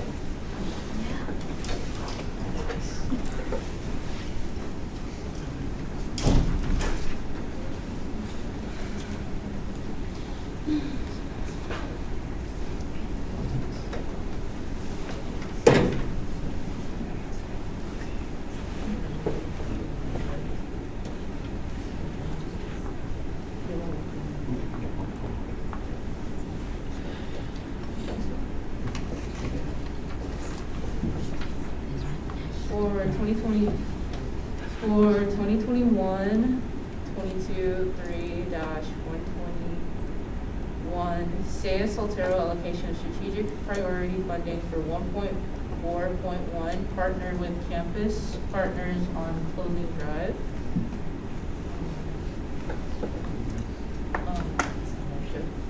Is there a motion? Joseph? I move to approve. I move to approve allocation of strategic priority funds for 1.4.1 partner with campus partners on clothing drive 2021-22-3-121. Second. Yes. Is there any discussion? It's been moved in second. Joseph? So the purpose of this allocation was there's going to be a partnership with the CARES office, with the with ASI, and currently ongoing is the professional clothing drive the week of March 21st. That was spring break. Now the collection will be of all the clothes on April 1st, which will be the Friday. After that week, there will be 2 weeks of collection where they will be in need of trash bag and hangers to protect the clothing while going through the sorting process. The allocation would not exceed $100. The hangers would be $55 and the trash bags would be $30. So we are requesting monies not to exceed $100 to purchase hangers. The hangers would be $300 plus and the trash bags would be 108 trash bags in total. And it's just so that we can protect the clothing for the professional clothing drive. And the impact of the legislation, it would be able to fulfill 1.4.1, which would be partner with the CARES office so that the college students can also have support on where to go to gain professional clothing. And again, the funds would not exceed $100. So I've been partnering with Danielle Munoz from the CARES office, and I just want to ensure that I am able to give as much as possible as I can give and really help and donate the strategic priority funds to not just help the CARES office, but also be able to help the students. A lot of times in college, it's very difficult to have professional clothing, and with the allocation of the money, we will ensure that professional clothing faculty and staff is secured and safe while going through the sorting process. Thank you. Any questions or comments? I just quickly want to say I passed by a few of the bins and there's some really nice clothes in there. So really when we do the Basic Needs Resource Fair, tell students that that's where we'll be giving the clothes, right? To go because there's some really nice clothes in there. Joseph? And within the first day, the one in Sacramento Hall was filled, and I believe it was filled twice already. So I think that this allocation will also be beneficial to students because there's finally a way for people to give back to the students. And also, COVID hit, we're gonna need, some people might not need those clothes anymore, so might as well give it to students that need it. Any further comments? Let's take it to a vote. You have to tell them you want them to vote. Oh, all those in favor, raise your hands, please.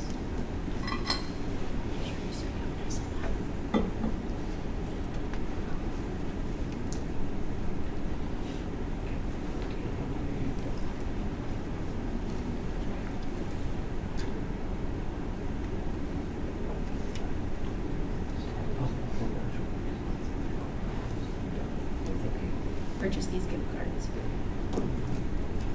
Are there any questions?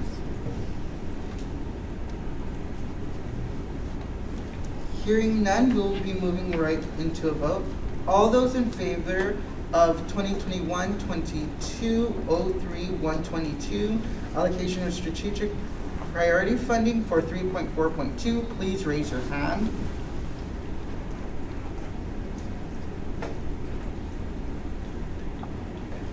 $15 in favor, lower your hands. Any opposed, please raise your hand. Seeing none, the motion has been approved. Now, we will be moving on to 2021-22-3-123, Elizalde Budani, Soltero, allocation of strategic priority funding for 4.3.1, partner with sustainability on initiatives. Is there a motion? Samantha? I move to approve 2021-22-3-123 Elizalde Buhani Soltero allocation of strategic priority funding for 4.3.1 partner with sustainability on initiatives. It has been moved and seconded. Are there any discussions? Samantha? So this is for Earth Week. So instead of just doing one day of events for Earth Day, we're expanding it to a week of events.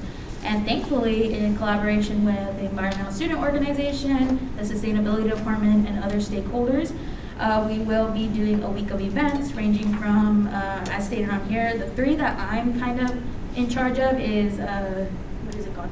Oh, succulents and sun with the board. So I invite board members to come out to the library quad and pot succulents with our students. Usually those are very popular and they go really fast, so that'll happen on one day.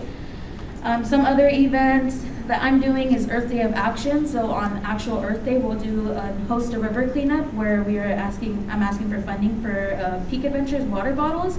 They're really nice water bottles with Peak Adventures branding on them that we can give up to the first 60 students that show up or throughout the other events that we host. Another day that I'm in charge of as well is Ride Your Bike to School Day in collaboration with Peak Adventures. So riding your bike, and the first few people that show up there, which is not in this funding, get a bike water bottle from Peak Adventures. So that's pretty cool. Other events that I'm not in charge of would be like watching a climate change documentary in the planetarium, which is really cool. Doing yoga at the backyard, so interacting with nature while doing yoga, and there's other things as well. But it should be super fun, and I am asking to allocate up to $800 to support these Earth Week events, and we will be able to achieve and complete strategic priority 4.3.1. Thank you. Are there any questions? Gina? I just wanted to say I appreciate that the water bottles that you're going to purchase are Peak Adventure branded, because I think that helps actually knock out another part of one of the strategic priorities, which is, advocating for ASI and getting the word out. And so I think that's a great choice. Thank you. Samantha? Yeah, I just want to mention I also had the idea of purchasing from local businesses like tote bags and stuff like that. It was actually really hard to find because, especially with the production issues right now, they didn't have many in stock. So that was kind of a barrier I ran into, but I did want to support local businesses. Unfortunately, we weren't able to. And then I did not want to buy from Amazon because that defeats the whole purpose of sustainability with this. So water bottles are fine. Are there any further questions, discussions? Hearing none, we can move on to a vote. All those in favor of 2021-22, 3-123, Elizalde Butani, Soltero, allocation of strategic priority funding for 4.3.1, partner with sustainability on initiatives. Please raise your hand.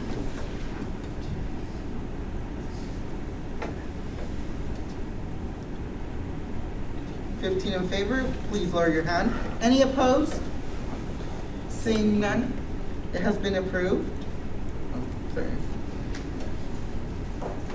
Now we'll be moving on to 2021-22, 3-124, Ashraf Butani de la Garza Garcia, resolution commending KSSU student-run radio on 30 years of excellence. Is there a motion? Sadia? I move to approve 2021-2022-03-124 resolution commending KSSU student-run radio on 30 years of excellence. It has been moved and seconded. Are there any discussions? Sadia? So this resolution is basically commending all of things that KSSU has accomplished within the 30 years. So this will be, this legislation or resolution will be framed and presented at KSSU celebration in April. And currently, right now, there's the one for the 25th year anniversary.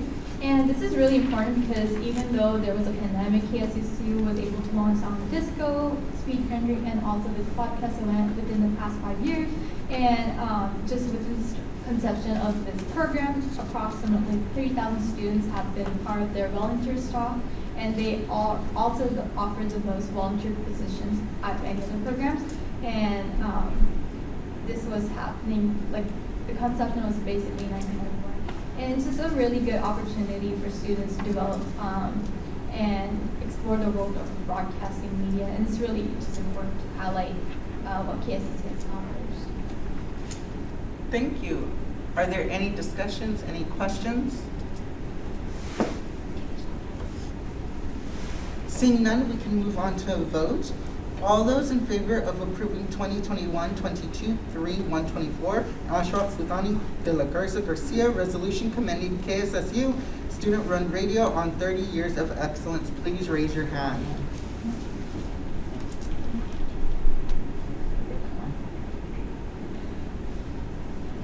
Nine, 10, 15 in favor, please lower your hand. Any opposed, please raise your hand. Seeing none, the motion has been approved and we are done with new business. We will now be moving on to ASI Executive Officers, Ex Officio, and Advisor Reports. And for that, due to time, we are gonna have, wait. Okay. We are gonna have 4 minutes plus 1 Q&A. And Sorry. And we will be starting off with Samantha Elizalde, ASI President and CEO. Hello, everyone. So I first want to read my special note because I really took some time to write this. So I hope you all had a restful break and are pushing through the semester as we reach the halfway mark. It's important that I take time to recognize all that's going on, not only on our campus, but system-wide and around the world. Globally, we are seeing the tragedies happening in Ukraine, and on a system-wide level, we are seeing mishandlings around sexual assault and Title IX cases. These events have impacts on each of us, whether that is directly or indirectly, and both causing many of us to stand up in solidarity, support one another, or take actionable measures. There's much to be done in order to heal, and it will come with time, but I encourage you all to stay informed and educated on what's going on around you. April is a month full of recognition and events, as you heard of all the events we have coming up. It's Sexual Assault Awareness Month, Alumni Month, and Earth Month. We have big events coming up such as Farm Workers Awareness Week, which is this week, Outer Darkness Walk, Denim Day, Take Back the Night, Earth Week, KSSU's 30th anniversary, Basic Needs Resource Fair, Multicultural Fair, and I just found out Pride Week is happening, and much more. So I hope you all have an opportunity to attend these events and get involved more as we are adjusting to our new normal and having in-person events. So it's super exciting. I'll skip internal because usually Karina covers Lobby Corps. But I do want to highlight some of my university committees. So the first one I'd like to highlight is the COVID-19 Task Force.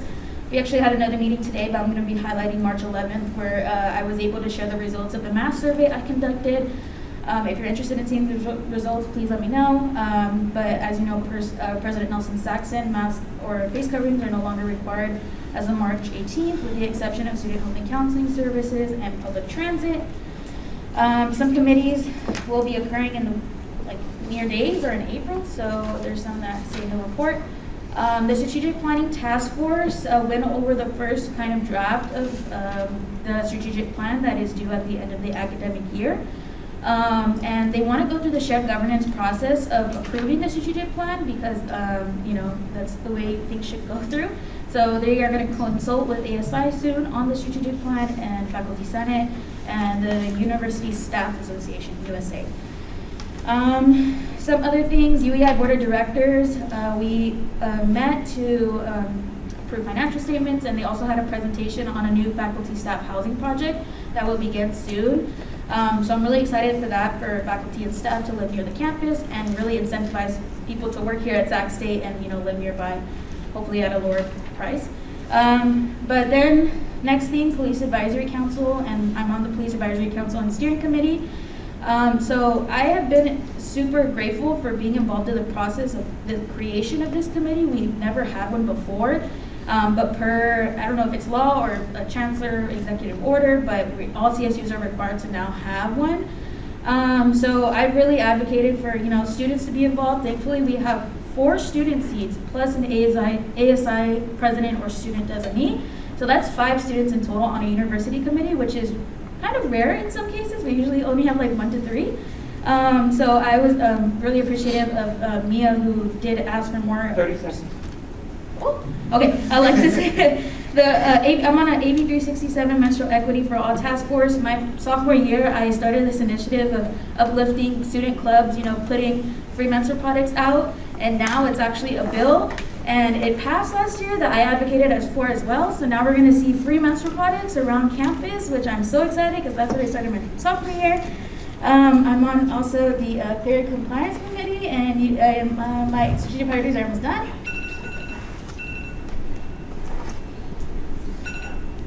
Yep. Can you finish? Yeah, thank you. So most of my strategic priorities are almost complete with all the events coming up or the discussions I've had. I'd like to highlight the police practices advocate for transparency and accountability. I've been having a hard time, finding out how to do this, but the Police Advisory Council is going to serve as an outlet to provide recommendations to UPD on policies, so I'm going to really make sure to utilize that. And I'm also looking to, we're discussing having social workers staffed by UPD to create a more, comfortable environment for mental health cases or really just any other case that a social worker can take on. So I'm looking into that. And yeah, it's almost done. Oh, I still have 42 seconds? Yes. Anybody else have a question? Does anyone have a question? Not a question, but I would love to, I just love to commend and state that how transparent you are with calling for advocacy with the Title IX issues, and I think as a board that is very important to look into.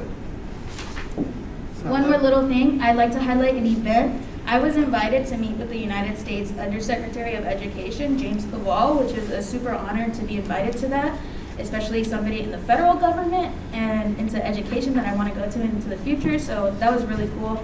He's really appreciative of our GI 2025 graduation initiative efforts and really loves Sac State. Thank you. Now we'll be moving on to the Executive Vice President report, and that would be mine. So my special note would be, hello Hornets, welcome back from spring break. I hope that you had a relaxing time. Remember, it is necessary to take time for yourself.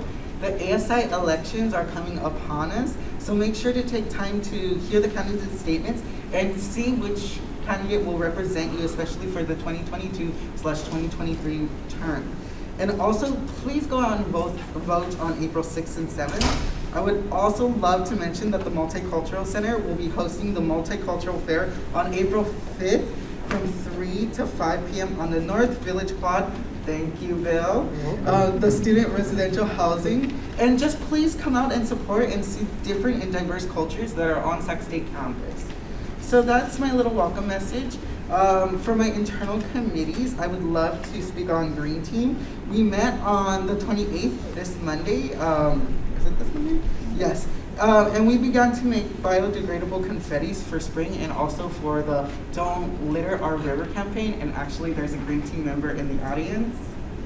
So it was just actually very exciting to be a part of Green Team and actually learn about the different sustainability issues maybe going around Sac State.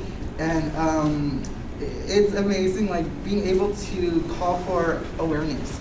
And also for the Student Social Justice and Equity Council, we met on also Monday and we finalized plans for this semester's events. I'm proud to say that this semester is going to continue on and it's going to kind of be episodic. We're going to have another student speak forum and it's going to be about student housing. So I will give you more information about that a little later.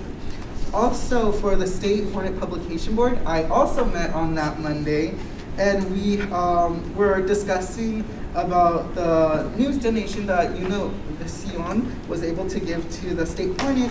And I actually advocated to see, they had extra lighting, and I advocated to maybe look into the theater department to give it to the theater department. And we are getting ready to look at applications for the new editor-in-chief. So I would love to talk about specifically 3.4.1 on my strategic priority. I am a part of the Multicultural Fair Planning Committee, and we are getting ready for the Multicultural Fair. And also with the legislation we just passed with the clothing drive, that is gonna help out with my other priority. So the meetings for February and March have been quite busy, and it's either been about professional clothing drive, multicultural fair, and or my lobby corps and lobby corps, Green Team, and student social justice involvement. And some of my events include that I was able to meet with Assemblymember Cooley's office and Assemblymember McCarty's office and just discuss my, the issues as students and advocate for more students' needs. And again, I'm a big advocate for getting students out to vote. So ASI elections are coming up and I went to Coffee and Candidates with which Sandra and Lisa were there. Like it was a very good being able to see next year's candidates. And for the Green Team, I accidentally crushed up the leaves. So on Sunday of spring break, I came on campus to pick up more leaves. And I think that is all for my report. I want everybody to have a safe and great Cesar Chavez Day. It was amazing going to the tree ceremony yesterday where Andres Chavez was able to honor both his grandparents, Cesar Chavez and Dolores Huerta. Thank you. Any questions? Corelli? I think my question's on the biodegradable confetti. How are you or the Green Team planning on dispersing that or letting students know about that?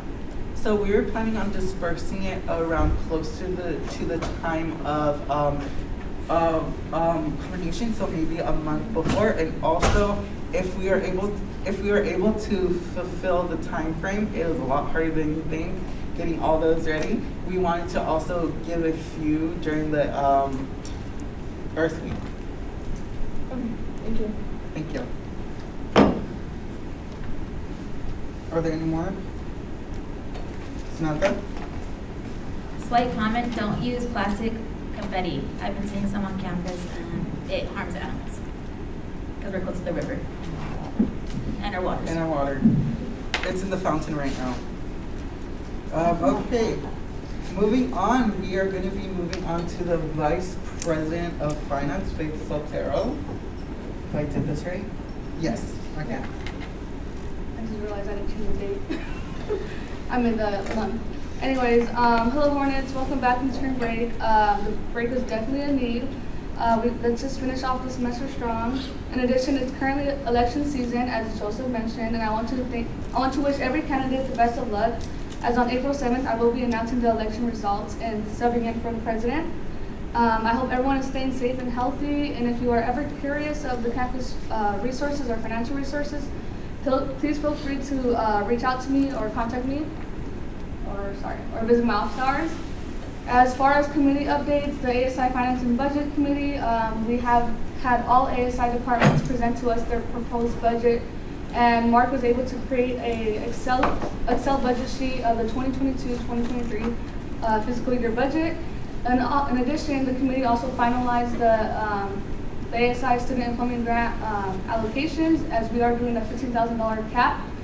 As far as the ASI Scholarship Committee, the scholarships have closed, and the directors and committee members will begin reading and scoring essays this week. I will be emailing the directors a video of how to complete the rubrics. You all will have access by April 1st, and the rubrics will be due to me and Joseph by April 13th, no later than 5 p.m. As far as university committees, UEI, Bookstore Advisory, there is no meetings for spring. As far as the Parental Advisory Council, this committee discussed recommendations to daycare price increases for students and faculty. Right now, we are proposing a 10% increase for faculty and staff, 10% increase plus the current state subsidized child care rates, and we are proposing a 5% increase for student rates beginning next fall. And also, I am going to be completing legislation to change the committee policy, which will be in the next legislation cycle. As far as the DOC funding updates, 51 clubs and organizations have been approved and granted DOC funding, leaving a remaining balance of about $119,000. For the strategic priority fund updates, we have a remaining balance of $4,500, and after these legislations have been passed, we will have a balance of $3,400. As far as strategic priorities, I only want to highlight one. Okay, I just want to highlight one, which is 2.2.1, advocate for student wellness regarding COVID. So I did purchase the hand sanitizers. I did not purchase masks. We will be passing them out during the tabling of pop-up pantries during April, and we also will be giving masks. They're not called masks; they're like neck mask gaiters that SEO will be donating to us, and COVID tests. That's about it. Thank you. Are there any questions for Faith? Seeing none, we can move on to Love Picard, Vice President of University Affairs. Good afternoon, everyone. My office hours are still the same, but if you need to make appointments at other time, just send me an email. We can schedule the meeting accordingly. Updates on the internal committee. Student Wellness, Safety, and Sexual Assault Committee. During that meeting, we discussed on the flyers to promote the event Out of Darkness walk, and with other students, and also I encourage my committee members to register for the event and even share with their family and friends to register for it. And also ask them to promote the upcoming guest speaker for Breaking Out of the Box, reframing the narrative around masculinity and our role in ending sexual violence. The event is on April 19th at 2:30, but the location we are waiting on the updates on from Laura, which she is the VIV advocate. And then ASI committee, ASI marketing committee. Aquatic Center, there are some free rental days are coming up, so if you want to enjoy the water days, which is summer is coming up, so please do so. And they are still hiring for students. Children's Center is hiring for students as well. There is a HEAT program if any of you or your friends are looking for volunteer opportunities, so please do let them know about HEAT program. 65th anniversary celebration, we discussed about the planning of the event. For university committee updates, Union Board of Directors Committee, they gave us the updates on reservation policies and other projects that they're working on. Also did the nomination for 2022-23 Board of Directors chairperson. And then sexual violence awareness team. The meeting was canceled, but before that meeting, we discussed about the upcoming event, which is Out of the Darkness Walk. City ambassadors, we discussed about housing issues, which is very crucial right now because we are students and can afford expensive housing. So we were discussing on those issues. Also discussed on challenges that student employees are facing. Then strategic priority updates. These are the highlighted ones. I've been supporting it through social media. And for 4.1.1, we will be doing tabling in our upcoming weeks for the athletic during the games, softball and baseball. For 4.4.1, we made Calgram videos to share about the Calgram experiences. Thanks to our board members for that too. Then these are meeting events and presentations I've been doing. Office hours, just emailing students and working on the things that I've been planning. A few words. Hornets, we're about to enter in April, which is our last month of the semester. We can't count May because we only will have 15 to 17 days of this month. Even those will pass by like a road runner. So let's give us our best and make it count each and every day of this month. Those who will be graduating this semester, please live this month to the fullest. Attend events, schedule meetings, complete the plans that you have been working on. And those who still have time, make plans about things that you want to do. Look for the things that excite you and give the meaning of life.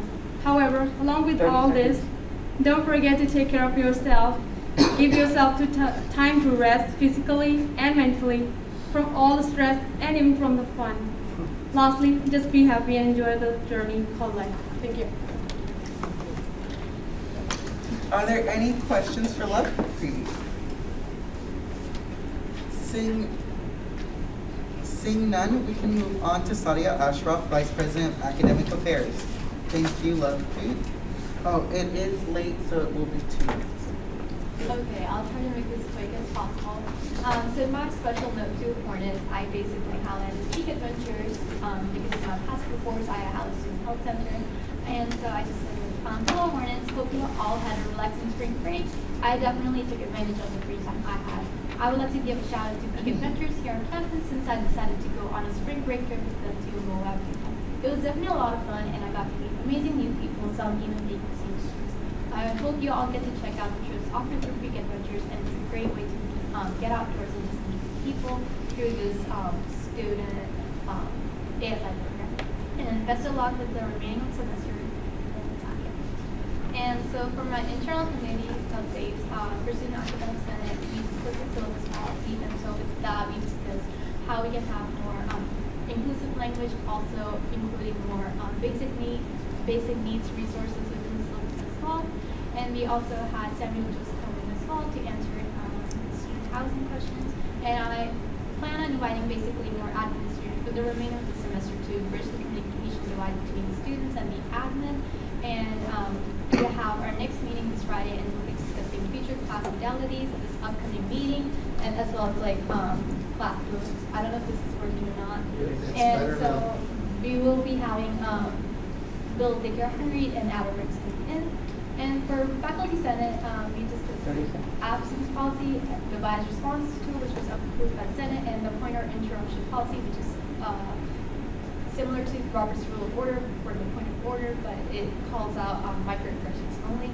And then we also had a presentation on SB 1383, which is the statewide organic waste recycling mandate, and it will help decrease food waste on campus. And for exec, we discussed the interruption policy and the waste issue. Thank you, Sadia. Are there any questions for Sadia? Samantha? Is there anything else you'd like to highlight? Yes. Okay. So for strategic priority updates, the only one I want to highlight is 2.2.1, advocating for student loans regarding COVID-19. And so Faith mentioned how she ordered the supplies, and so I'll basically be tabling with Isha to pass on the supplies to the pop-up pantry. And during my office hours, I basically did a lot of meetings. So I had meetings with all the college directors as well as the administrators. And within my meetings, I want to highlight for February, I had a one-on-one meeting with Tina Brinken about faculty diversity, and also had attended the student employee appreciation filming. And for March, I've been attending the faculty search committee meetings, also attended the Kansas City podcast, and the FYE Meet the Majors event. And I also got to meet with one of my designees for the Academic Information Technology Committee, and just also had a meeting with Janae Khan about having a Canvas course page for all SACSU students. Yay, thank you. And now we'll be moving on to Bill McCris, President's Designee, to the board. Thank you very much. Is that working? Yes. Good. It's great to see the people's faces now that we have the mask mandate behind us, but I think what I wanted to share is that not, as you can tell, just looking at this room, not everybody's ready to make the move yet. And so I would just encourage us all to be thoughtful and mindful. I don't normally wear a mask, but I also, when I go into a room and I'm going to be sitting next to somebody, I ask them if they're comfortable, if they would prefer, if they're wearing a mask, I ask them. Nothing that's required, but I just hope that we'll be mindful and supportive of one another as we're making this transition out. I know from comments that we're receiving in the Dean of Students office that there are a lot of people that still have fairly high anxiety with this, and we just want us to all be thoughtful and compassionate to our fellow Hornets. One thing that's I feel a little preachy in this report, but living the same experience as many of you as a parent right now, I really want to urge that there's going to be a desire for people to take study drugs over the next several weeks. To stay awake, please. Don't take a drug that's not prescribed to you, please. There are pharmaceutical knockoffs that can be laced. I know that when my daughter was celebrating its spring break down in Miami, a few miles away, there was a group from West Point that also was celebrating and got some street drugs from somebody, and 6 of them overdosed. Several went into cardiac arrest because the cocaine that they had bought was laced with fentanyl. And in fact, one of the people that went into cardiac arrest was giving another person who had overdosed on fentanyl CPR, and that was all it took for them to also go into cardiac arrest. So I would just urge you, please, I know how important it is to do well at the end of the semester. Please look out for yourselves. Please look out for your friends and one another, and please be careful during this time. There was a time I know where it was sort of an assumed thing that you were going to do whatever you had to do to be able to get that last push to finals, and the drugs are getting worse. They're getting more serious. Please look out for one another. Thank you. Again, I apologize if I'm a little too preachy today. I appreciate Joseph talking about the multicultural fair. I wrote about that. There's other things that are in there. The one thing I did want to do was to second what Lovepreet said about the Walk Out of Darkness. Please consider signing up for it. I have pledged, I think I went in there yesterday and saw that there were 7 of us that signed up, a couple of us that had donated money. I will donate an additional $10 for everybody that signs up that hasn't signed up yet. As I count this room, there's 7 of us that have signed up. If the rest of you sign up, I get to throw down another $150, and I'm happy to do it. Suicide has affected many people. I know I have been affected by it. I know that the president and his wife lost their son to suicide. When I was the athletics director, I had an employee who lost his life to suicide. If it's either directly affected you or affected someone you know, please consider signing up and joining us on that very special day. Thank you. Thank you. Are there any questions for Bill? Lovepreet? Just a comment. Thank you, Bill, for that generous statement you're going to do. Also, during the presentation, they mentioned about if we are students, we can donate things. but by participating in this, you can show your support and be there, and I think that would be really great. Thank you. We'll be now moving on to Gina Curry, University CFO designee. Oh, she's not here. I should have looked. I'm so sorry. I was so happy that I got my list.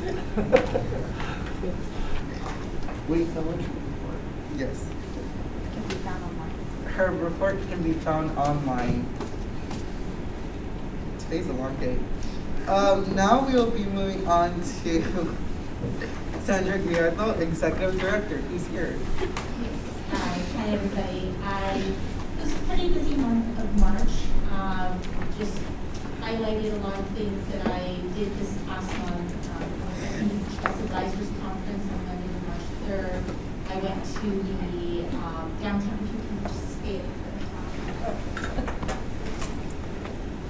there. I went to the Sacramento State downtown campus for the facility with Lisa Gallagher Good, no relation, wonderful. And from there, the business budget development continues. I've done a quick little highlight for each of our departments. Food pantry.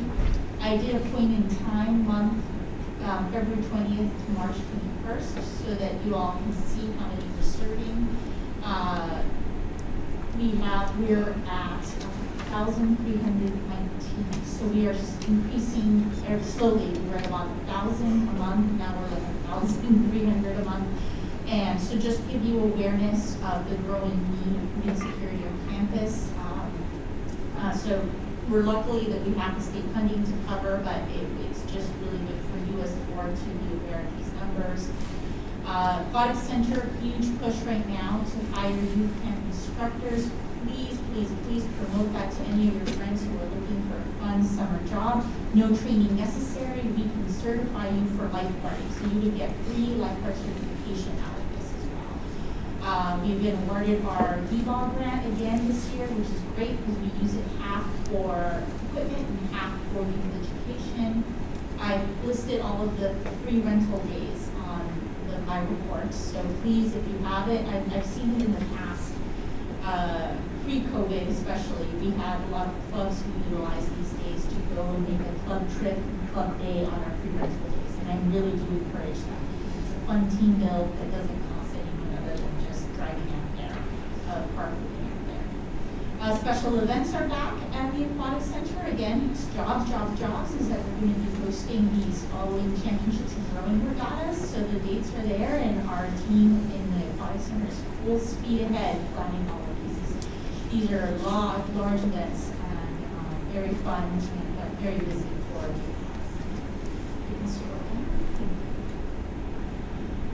elections. That is probably what is the majority of Lisa for Lisa. In my time planning is election days are next week, April 6th and 7th, but I've been busy holding the mandatory workshops. I held 4 in total, 2 in March. We have 22 complete applications, and I've listed all of our events happening. So I put those. We're doing a lot of hybrid events, which are a little bit extra challenging to do, but I think worthwhile, so that it opens it up in person and also for students. And scroll down.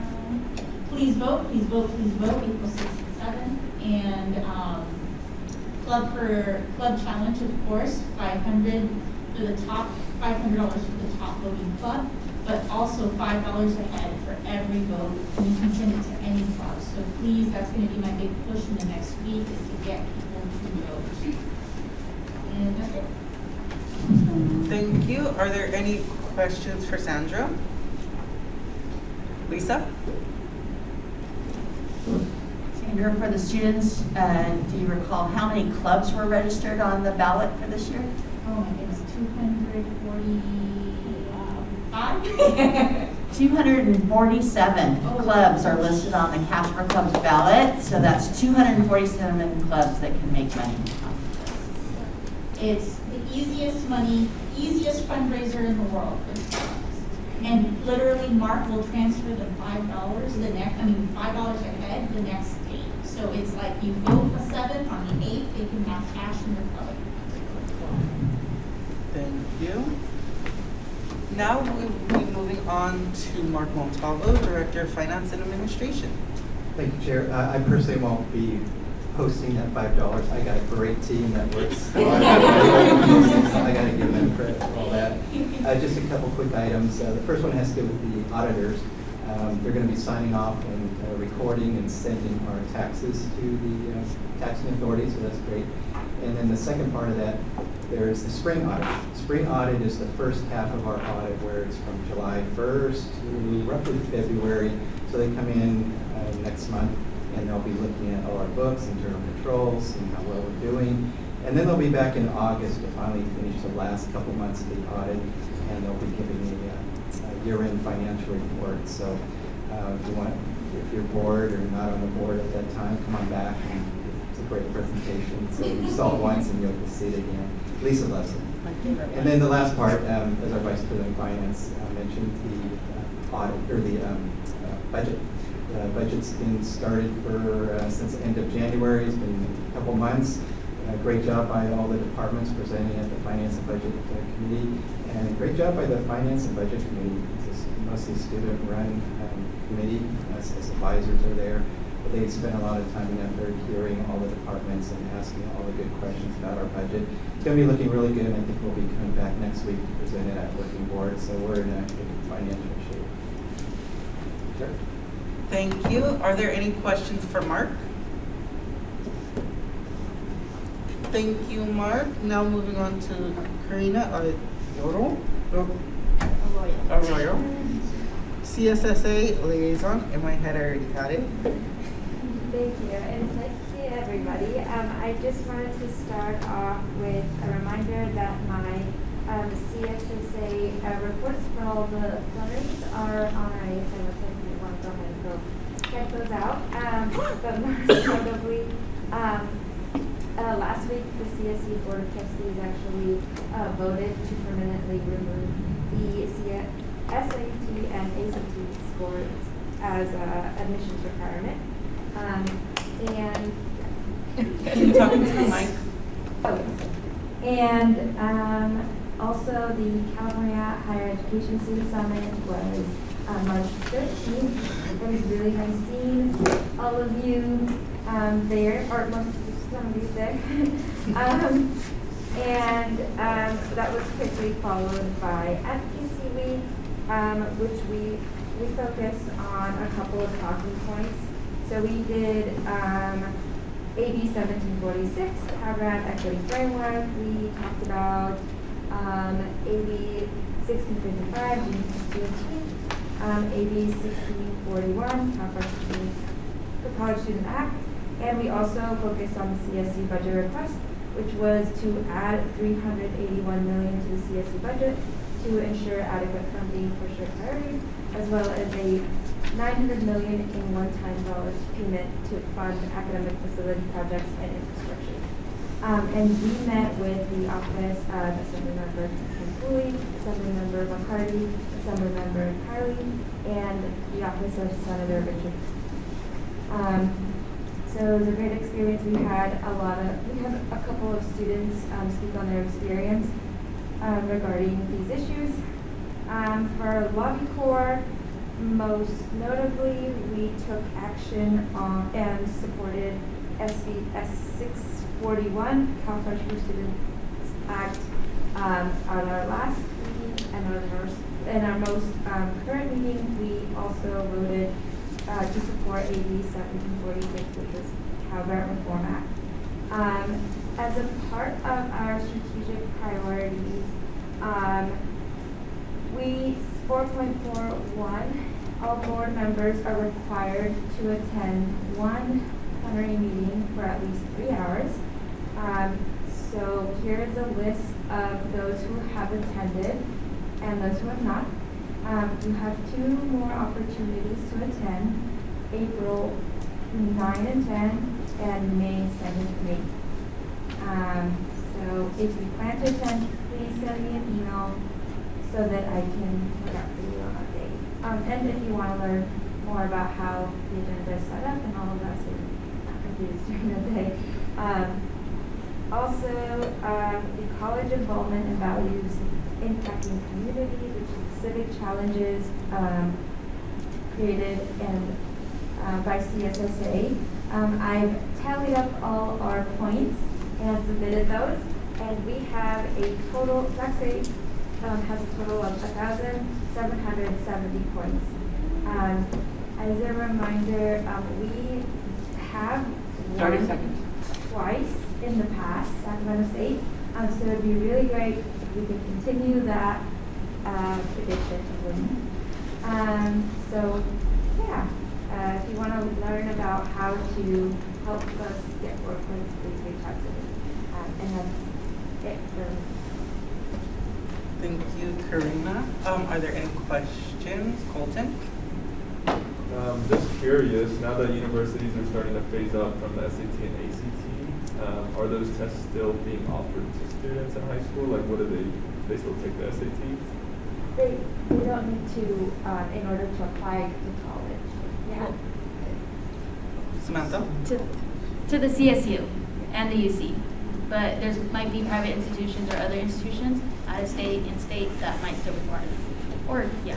Yes. Are there any further questions? Oh, Lovepreet? As the SAT tests are getting moved, is there any requirements to get into CSU, that new one? Karina? Yes. So we're still following. They've implemented a new general requirements for CSUs and UCs, and yeah, they're it would basically in place of. Thank you. And if you have any more discussions, you can reach Karina. Now we will be moving on to Francisco Turin, Resident Hall Association.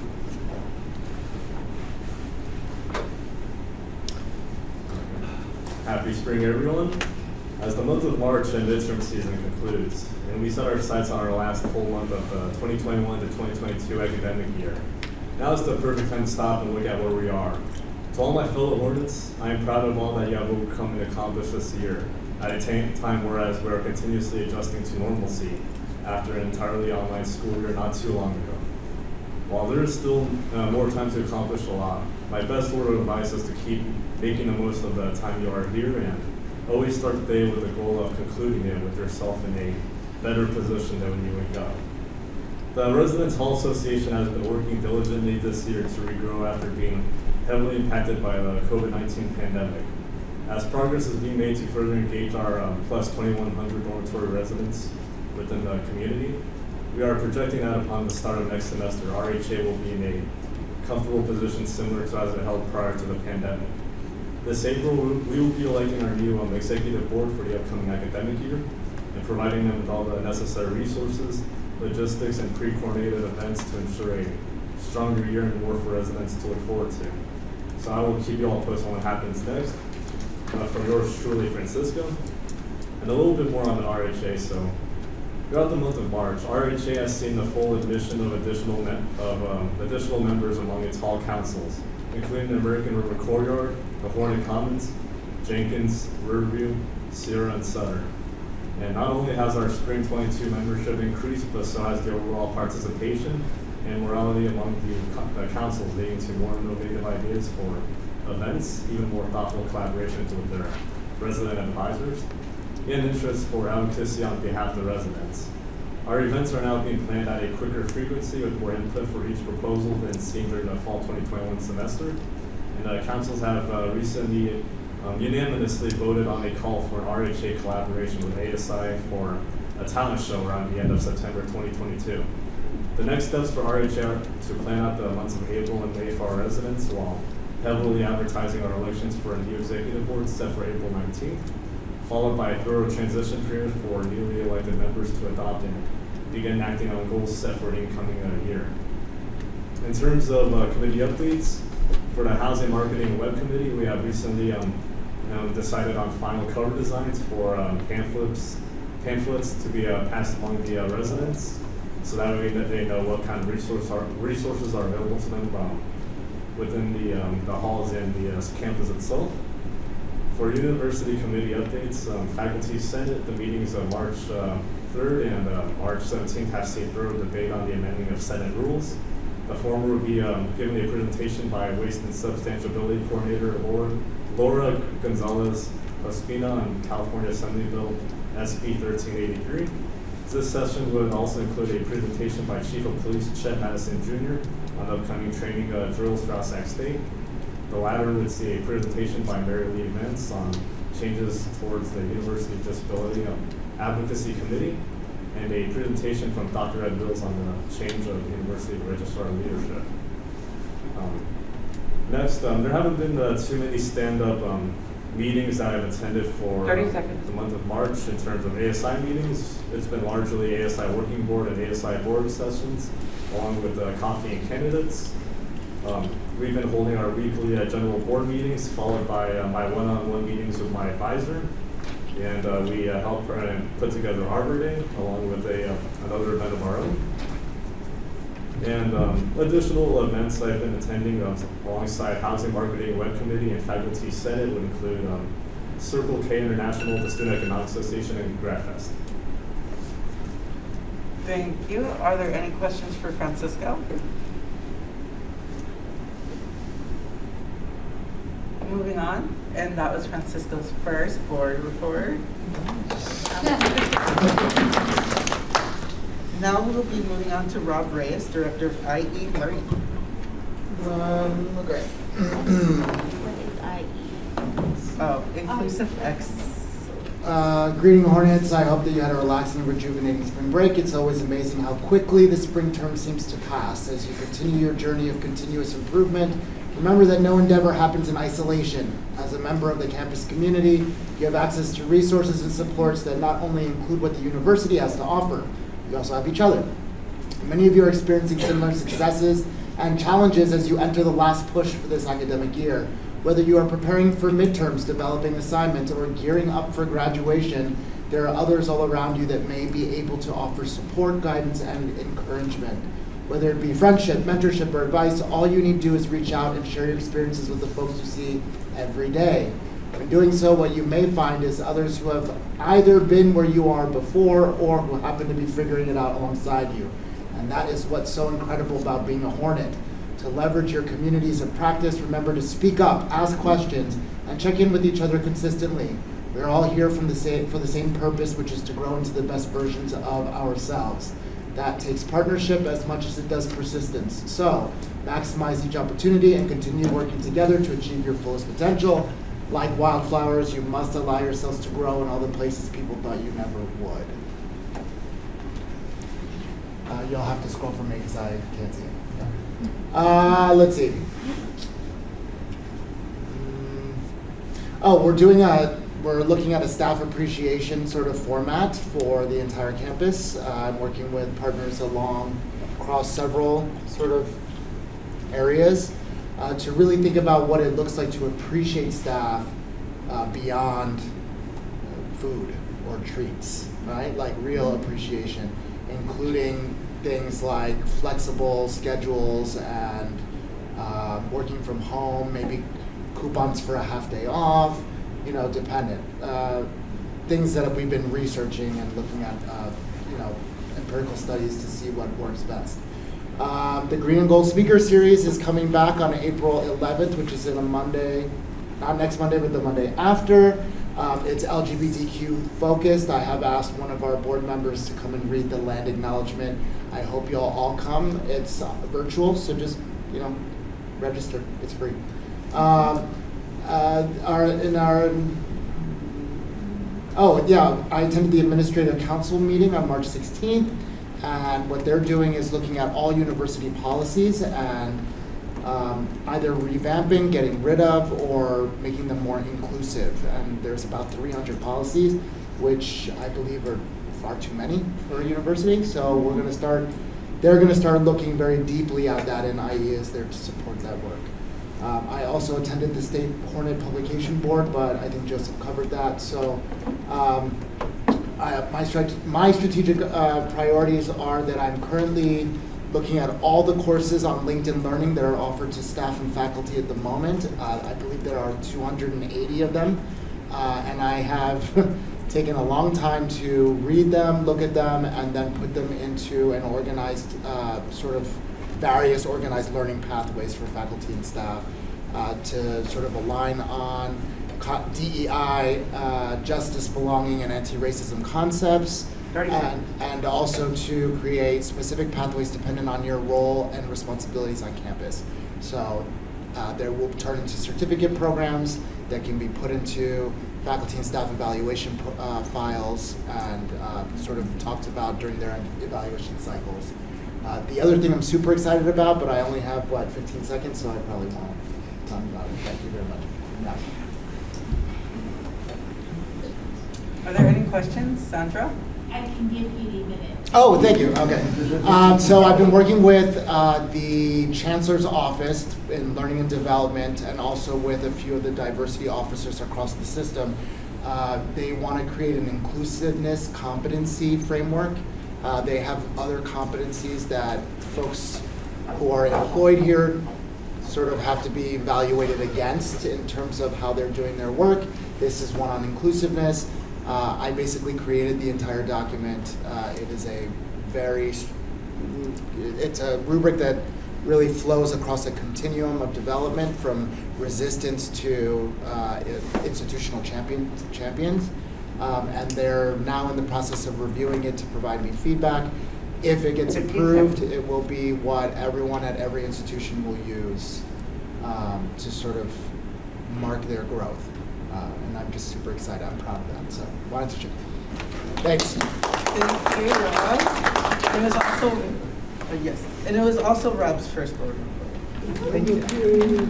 And with that, we have concluded the ex officio board reports. Now we'll be moving on to announcements. Are there any announcements? Karina? Hi, yes, as I mentioned, CSSA's meeting will be held April 9th and 10th and May 7th and 8th. And also voter registration is going on today. Lexi was out there until 3 p.m. So please be sure to respond to her calendar invite for the next 2 opportunities. We still need 130 registrations to meet our strategic goal. Thank you. Any other announcements? Dhruvisha? I wanted to briefly apologize. I forwarded an invitation for Basically Resource Fair, and I left a note and I forgot to sign my name, and it might be overwhelming. Some people think it was from Danielle. It was just created by her. Also, piggybacking off of that, the Basically Resource Fair is on April 12th, 1 p.m. to 2 p.m. Library card, professional clothing drive is going to be there. I am going to personally reach out to board members who have their office hours during that time, and I hope you all can be there. That's it. Thank you. Any other announcements? Aladria? Okay, spring break brain, so kind of forgive me here, but I believe Hamlet is either opening tonight or tomorrow night, and it will be going for this weekend and next weekend. Please, please, please support, as this is the theater department's only theater show that we're having for this spring. Unfortunately, the other one got canceled, so this will be your only opportunity to see what they put on. Thank you. Faith? I just want to announce and thank the directors for doing an amazing job promoting their scholarship. Every director had a great turnout, and even with the ASI scholarships was an amazing turnout. We will begin reading essays no later than April 1st. I'm trying to send the email by tomorrow or Friday so that we can all start reading, and we all have 2 weeks to complete this. The rubric, as I mentioned before, the rubric's results will be sent to me and Joseph by April 13th. And if you have any questions, feel free to ask me or email me. Thank you, Faith. Any other announcements? I will be making my announcements. So for those of you who have office hours on Thursdays, tomorrow, since it is Cesar Chavez Day, we will not be having any office hours. Also, again, I'm going to mention it, the Multicultural Affair is going to be on April 5th from 3 to 5. I am going to be the MC for the event, so I do hope y'all join and just see what different cultures are around Sac State, and there's going to be performances, there's going to be giveaways, There's gonna be just little fun activities that we can do together. And yeah, so come check it out. I did send the board members a invite just to remind y'all about the event. And George have another one. And also, since the ASI elections are coming up, just make sure to make sure people are voting and just let them know, let your constituents know about April 6th and 7th and how they can vote. And I will be giving out more information about needing volunteers for April 12th for the professional clothing drive. We do need volunteers that are able to hand out the clothing to students. Thank you. Are there any other announcements? Samantha. I have a few announcements. So just another reminder for the board members to submit your nominations for the Students First Award, the ASI Award, and the Committee of the Year by April 1st via Word document to Lisa. Only 2 people have submitted thus far, and it was only me, or actually 3. Me, Dhruvisha, and Sonia. So we got one more this morning, so thank you to that one more person. But everybody else, please submit either one person for each or one person, anyone you want to nominate. Get those in by April 1st. Another thing we have, I am hosting another Open Minds event, discussion on basic needs on this Friday via Zoom, 2 to 3 p.m. I asked you all to share that. It'll be in collaboration with the CARES office and the ASI Food Pantry, an open discussion on basic needs. Next thing I'd like to say, I think they're still looking for polls volunteers for ASI elections to be at the polls and volunteer. So historically, they would just set up outside with tents and computers so people passing by could just quickly vote. But that is not limited to that.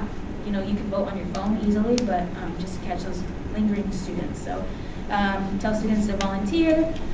Another thing, the ACT, as Karina mentioned, ACT and SAT requirements are no longer required in the CSU admissions process. Now, based on each campus, they'll look at different things such as GPA, leadership roles, volunteer roles, experience, etc. So it's a great push forward, and we did write a resolution in support of that. And I like to say that that resolution was forwarded to all the Board of Trustees by our student trustees, so each of them was able to see our resolution, so that was amazing. Next thing, I think that's pretty much it. Have a good Cesar Chavez Day and educate yourself on the history of his story, but also the untold stories of many of the farm worker labor activists. Thank you, Samantha. Before we adjourn, are there any other announcements? Hearing none, we can adjourn at 4:37. Thank you.